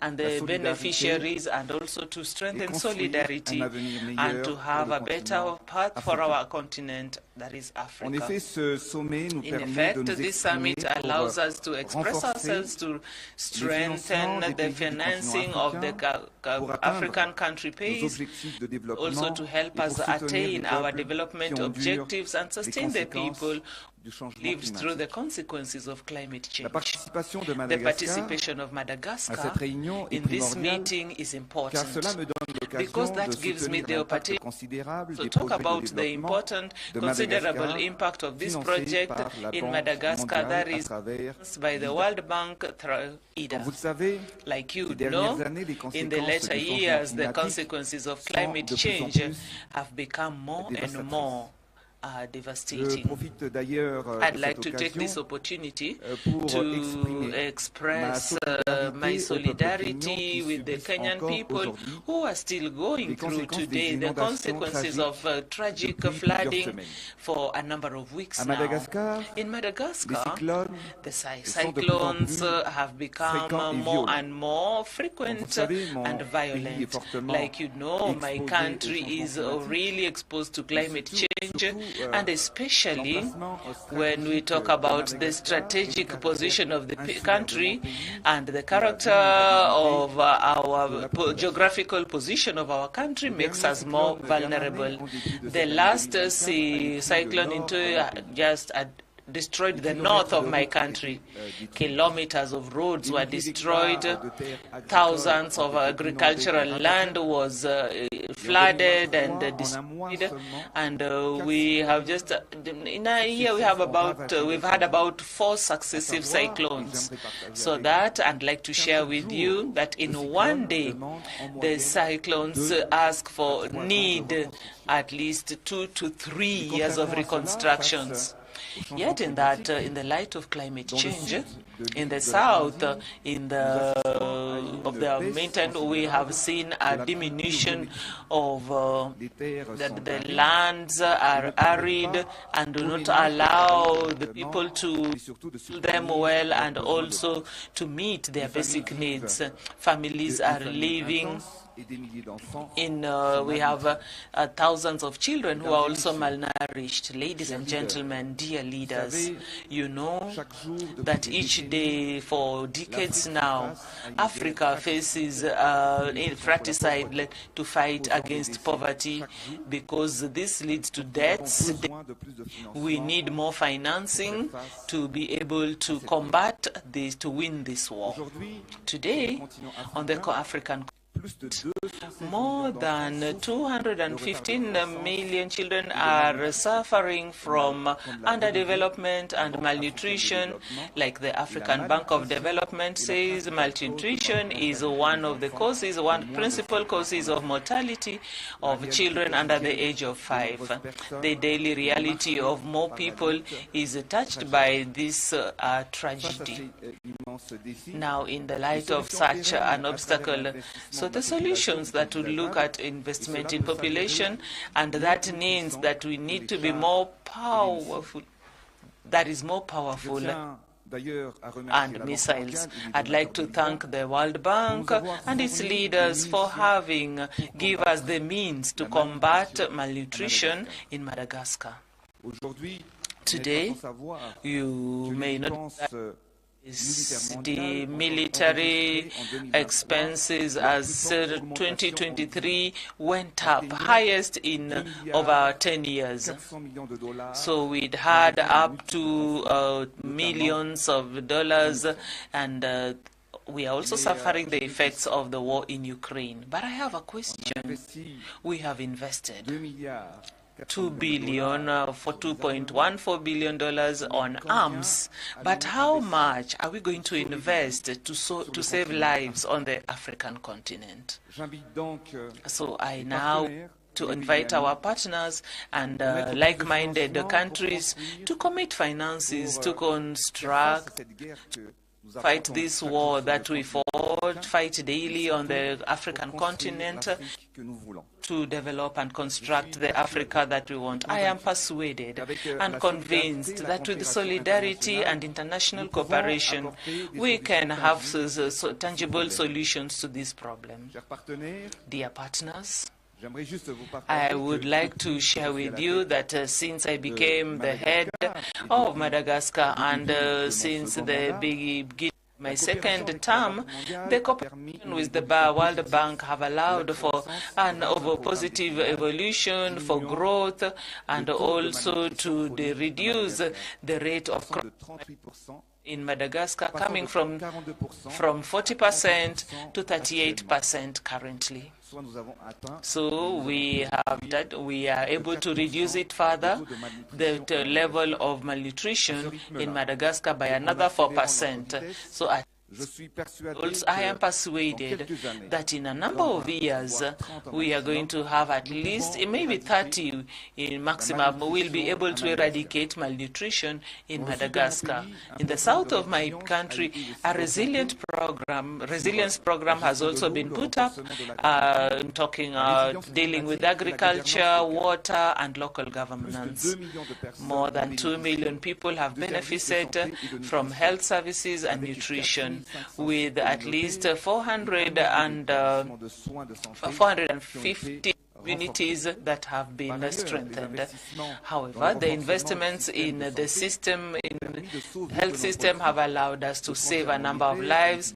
Money transfers and other social effects have also allowed us to come to the aid of more than 5 million people in 65%, amongst whom are 65% women. I'd like to thank the World Bank for all these years of collaboration, for financing that has been and have allowed us to improve our development on significant projects, and with our emergence program in Madagascar, and the results are palpable. I'd like to cite a few examples. Through the main town, and also the construction of strategic roads, which has eased access to agricultural areas and the markets. So we have, since Madagascar has been existing, we have always had the problem of inaccessibility. But right now, the road is tarmacked and it facilitates access of people and goods. This program has impacted and changed the daily life of the population in this region. You know that in Madagascar, about 80% of the population are agriculturalists, but unfortunately, the land does not belong to them. It is for this reason that I have this KISII project that has allowed us to distribute at least 2 million land title deeds of agricultural land, which represents 40% of the population. population. This will allow the exploitation, the farming, and benefit from the national heritage. Land is sacred, and it is part of our identity. Despite these major advancements, we still have complicated obstacles, and resilience is becoming more and more difficult. Madagascar needs more financing, and it has to be consequentially financing to help us tap the resources that accumulated over the decades, and also to have electricity made accessible to the population in the big towns. The majority of African population, about 65% of Malgache families, do not have access to electricity. It is for this reason that we have put in place a program to electrify each home through a program which we call Azavana Wano, or Light for All. We have decided each household in Madagascar has a solar kit. So our objective is within a year and a half, for more than 4 million households will have this kit to light up their houses, and thus will also lead us to an economy that will see $950 million that which is spent in, and that is about $2 per home for this lighting project. So this is what we are talking about on the African continent. Ladies and gentlemen, dear partners and leaders, like I had said, and I have just done so, all this investment is to support.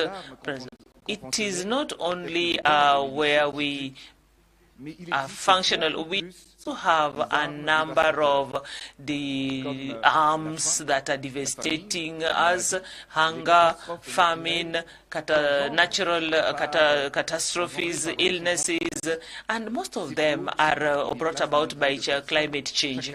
These are the kind of arms I'm talking about that are touching us annually, and each day there are millions of children who succumb to malnutrition. Millions of people die of hunger, and we also have others who do not get adequate access to health because as they suffer from the devastating effects of climate crisis and change. I'd like to invite us leaders to also improve from the World Bank, because Africa has many obstacles to face, and also enable the countries to catch up in terms of development. May our voice go out as an echo. May it also speak about our engagement as we a future for all, and together we'll be able to make a difference. Together we transform poverty into a prosperous future, and with dignified for our people, so that all generations, the lead generations, depend on what the leaders do today. Thank you to our partners, partner countries, and also to the contributors to IDA. Your aid is determinant in development, on the African continent, and as such, for a country like Madagascar, we support this for our country. So long live today's leaders who are bringing development for tomorrow. Thank you very much for your attention.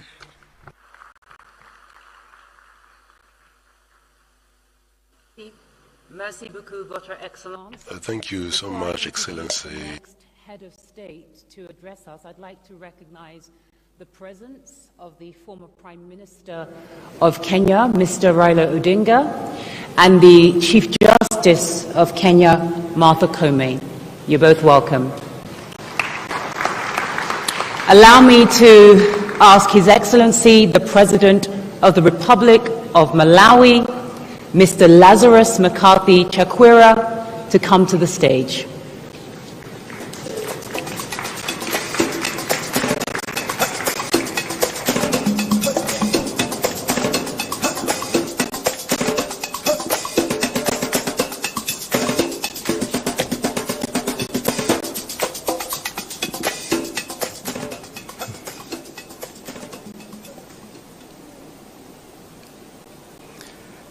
Your Excellency and my brother, Dr. William Ruto, President of the Republic of Kenya,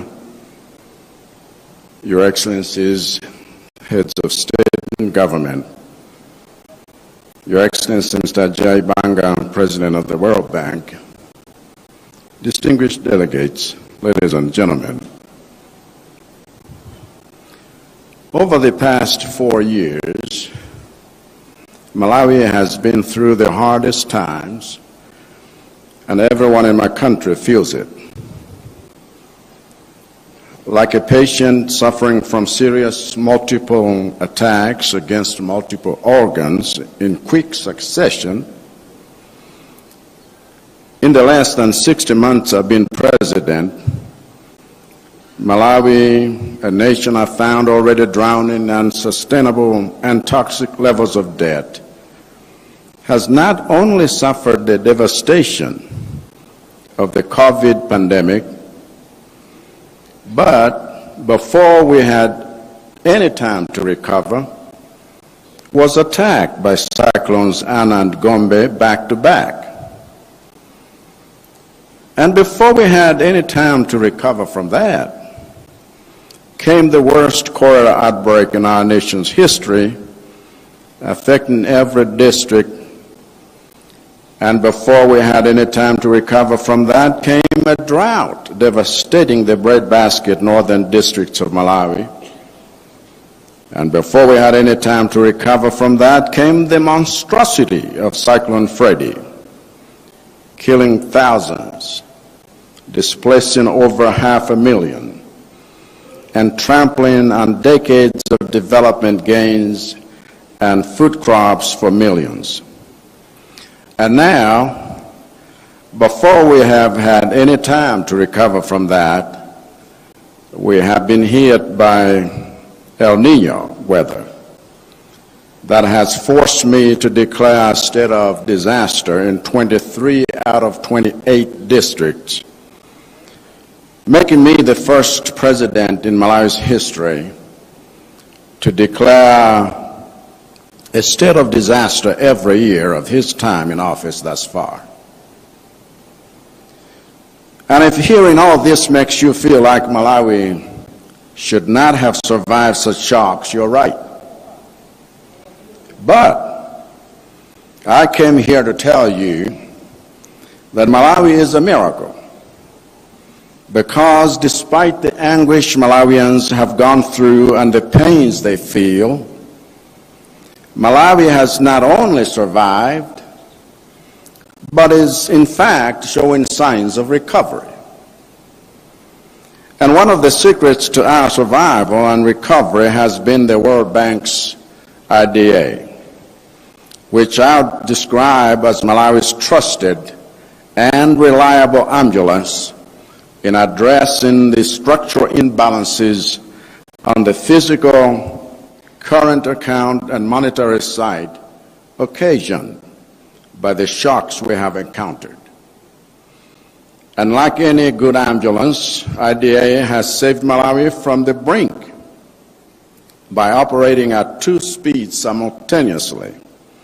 The faster speed to immediately treat the collapsing organs of our ailing economy in real time, whenever disaster strikes, using quick response instruments to mitigate the impacts of external shocks on the poorest, and the slower speed to get the economy to the hospital for long-term treatment through structural reforms for sustainable and inclusive recovery.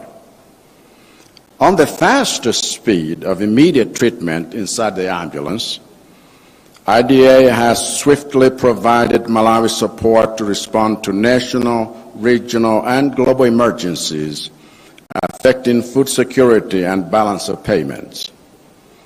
Key to this have been initiatives like the Social Support for Resilient Livelihoods Project that aims at responding and building national resilience to disasters. Another example was the $60 million in IDA support we got from the crisis response window to restore the operations of Kicc-Nairobi power plant which was damaged by cyclones Ana and Gombe, resulting in the loss of 1/3 of our electricity generation capacity. Similarly, IDA is financing big reconstruction and infrastructure damaged by Cyclone Freddy last year, as well as helping us scale and smarten up our social protection systems and engage communities in the restoration of forestry, riverbanks, and degraded landscapes. A more recent example is how the bank has quickly responded to my appeal for $446.5 million in international support for the 9 million Malawians in need of food assistance in the face of El Nino. And it has done so by releasing $57.62 million to support the country's disaster response, while a further $7 million is coming through the sovereign drought insurance policy with the Africa Risk Capacity, ARC. So in total, the emergency care we have received inside the IDA ambulance en route to the hospital has risen from an average of $100 million in disbursements 4 years ago to now around $6 million, which is a record. In fact, Malawi is the first African country to sign up to the IDA's new crisis response toolkit, which will enable IDA to respond even more rapidly going forward. But let me conclude by talking about our ambitions for IDA on the long-term structural issues. Our ambitions go beyond stabilizing the patient, as we have done with our macroeconomic conditions, through our close collaboration with IDA and the International Monetary Fund, IMF. Our ambition is to access even more substantial facilities in the IDA and other instruments the bank has tailor-made for us so that we can invest in the implementation of our ATM strategy, which aims at making heavy investments in the economic potential and productivity of our agriculture, tourism, and mining sectors. Our ambition is to create an inclusively wealthy middle-income economy within the next 6 years by creating mega farms that feed the world, by leveraging irrigation technologies that transcend weather conditions. Our ambition is to generate foreign revenue through tourism products that make Malawi the destination of choice for tourists. Our ambition is to generate wealth from our bastion of mineral riches by adding value to them and using the revenue to develop our people, our public service delivery, our industries, and our infrastructure through the operationalization and capitalization of the newly formed Malawi Development Cooperation. We will therefore appeal for flexibility in the accessibility of IDA facilities, for our ambition is for the bank to go beyond in-ambulance emergency treatment and in-hospital long-term recovery. Our ambition is for the bank to partner with us in building a new Malawi, one that is healthy, a healthy economy capable of being productive and competitive globally, leveraging on the new opportunities and markets emerging from the Africa Continental Free Trade Area. And to safeguard the impact of your investment in this ATM strategy, we have rolled out a fully integrated and comprehensive financial management information system, IFMIS, that will support our first program for results, P4R, financing with IDA. We have implemented energy sector reforms to crowd in new private investors through public-private partnerships. We have enacted the Malawi Disaster Risk Management Act to put our disaster risk management framework in order. And we are seized of the urgency of reconfiguring our civil service to focus on rewarding execution and delivery of projects, not entitlement and dysfunction. I must therefore thank the World Bank for recognizing these reforms by resuming general budget support to Malawi under Development Policy Operation, DPO. After a decade-long hiatus and following Malawi's successful qualification for the IMF's Extended Credit Facility, ECF, 6 months ago. And with these remarks, Malawi fully welcomes the replenishment of the IDA as a vehicle for economic transformation. Thank you for listening.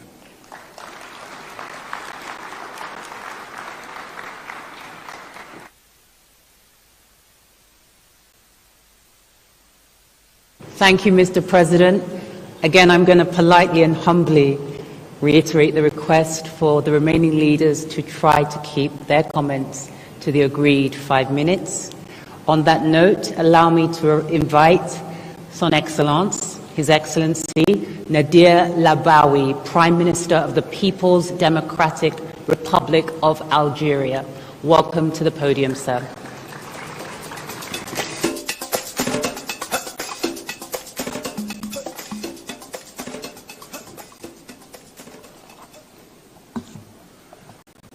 Your Excellency, Mr. President, William Ruto, President of Republic of Kenya, Excellencies, ladies and gentlemen, I'm pleased to convey to Your Excellency and to the brotherly people of Kenya the warmest greeting from your brother, Excellency President Tebboune, who honored me by representing him at this important summit and delivering his statement, the text of which is as follows.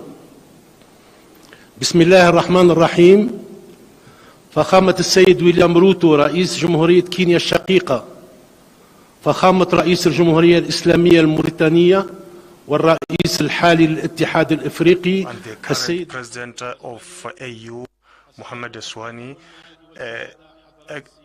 Excellency or Excellency, ladies and gentlemen. In the beginning, allow me to give my congratulations to President William Ruto and to the people of Kenya, the brotherly sided people, for the good thing of this important summit and this successful meeting. And this summit has a lot of importance because it's basic to fund African since its establishment and this IDA, International Development Authority. And this give us the way to solve the challenges that faces us, especially in the level of debts and the funding, which once a lot to get the essential financing for their services like health, education, and climate to ويحول دون معالجة الأسباب الجذرية التي تغذي النزاعات وعدم الاستقرار. أصحاب الفخامة والمعالي والسعادة، تؤكد الجزائر مجددا على الدور التمويلي المحوري الذي تطلع به المؤسسة الدولية للتنمية، كما تشيد بتخصيصها لأكثر من 70% من مجموع التزاماتها لإفريقيا خلال العملية العشرين لإعادة تأسيس موارد المؤسسة. وتطلع الجزائر إلى انتهاج مقاربة طموحة ونوعية في عملية إعادة تأسيس الموارد to help in the Africans for the needs of the countries which are benefit and will continue to fund so that to to resolve the issue of a lack of funding in the various issues which are of priority for us. In addition, funding of development in Africa is linked to the African vision and African Union of vision for 2063, which Algeria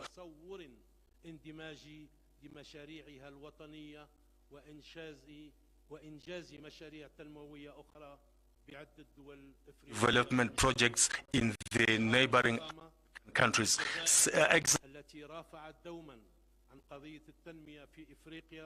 وكان لها دور ريادي في المسعى الجماعي لإرساء نظام اقتصادي جديد عادل وشامل تتطلع إلى جعل هذا اللقاء الهام منصة لتقاسم الخبرات وتشارك التجارب الناجحة لإثراء النقاش واستكشاف السبل الأمثل للدفع بالتنمية في قارتنا.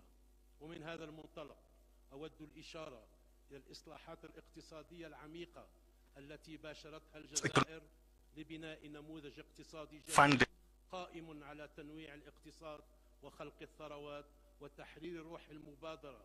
وبفضل هذه الجهود حققت بلاد الجزائر to support the progress in the last 2 years, which has been supported by Algeria, and to continue with the social development, to fund the infrastructure in the continent.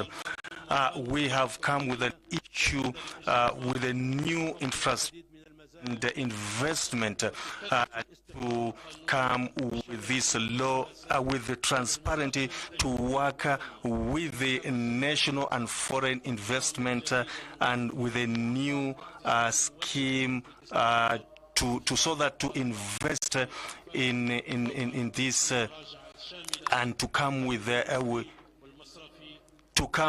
the banking and financing for the Algerian banks, especially in the African continent. And on the social, we want to continue to have a social justice and enable the citizen to get the services, all the sectors. This is a balanced agreement of development within the country, and which has made Algeria to realize the objectives of the sustainable development in our continent. Excellencies, in conclusion, I would like to renew our commitment to work with all the countries and to support all that will come out from this summit, which is necessary for our African continent as a plan to work with the to continue for a good future and sustainable development. I thank you for listening to me, and thank you very much. May peace be upon you all.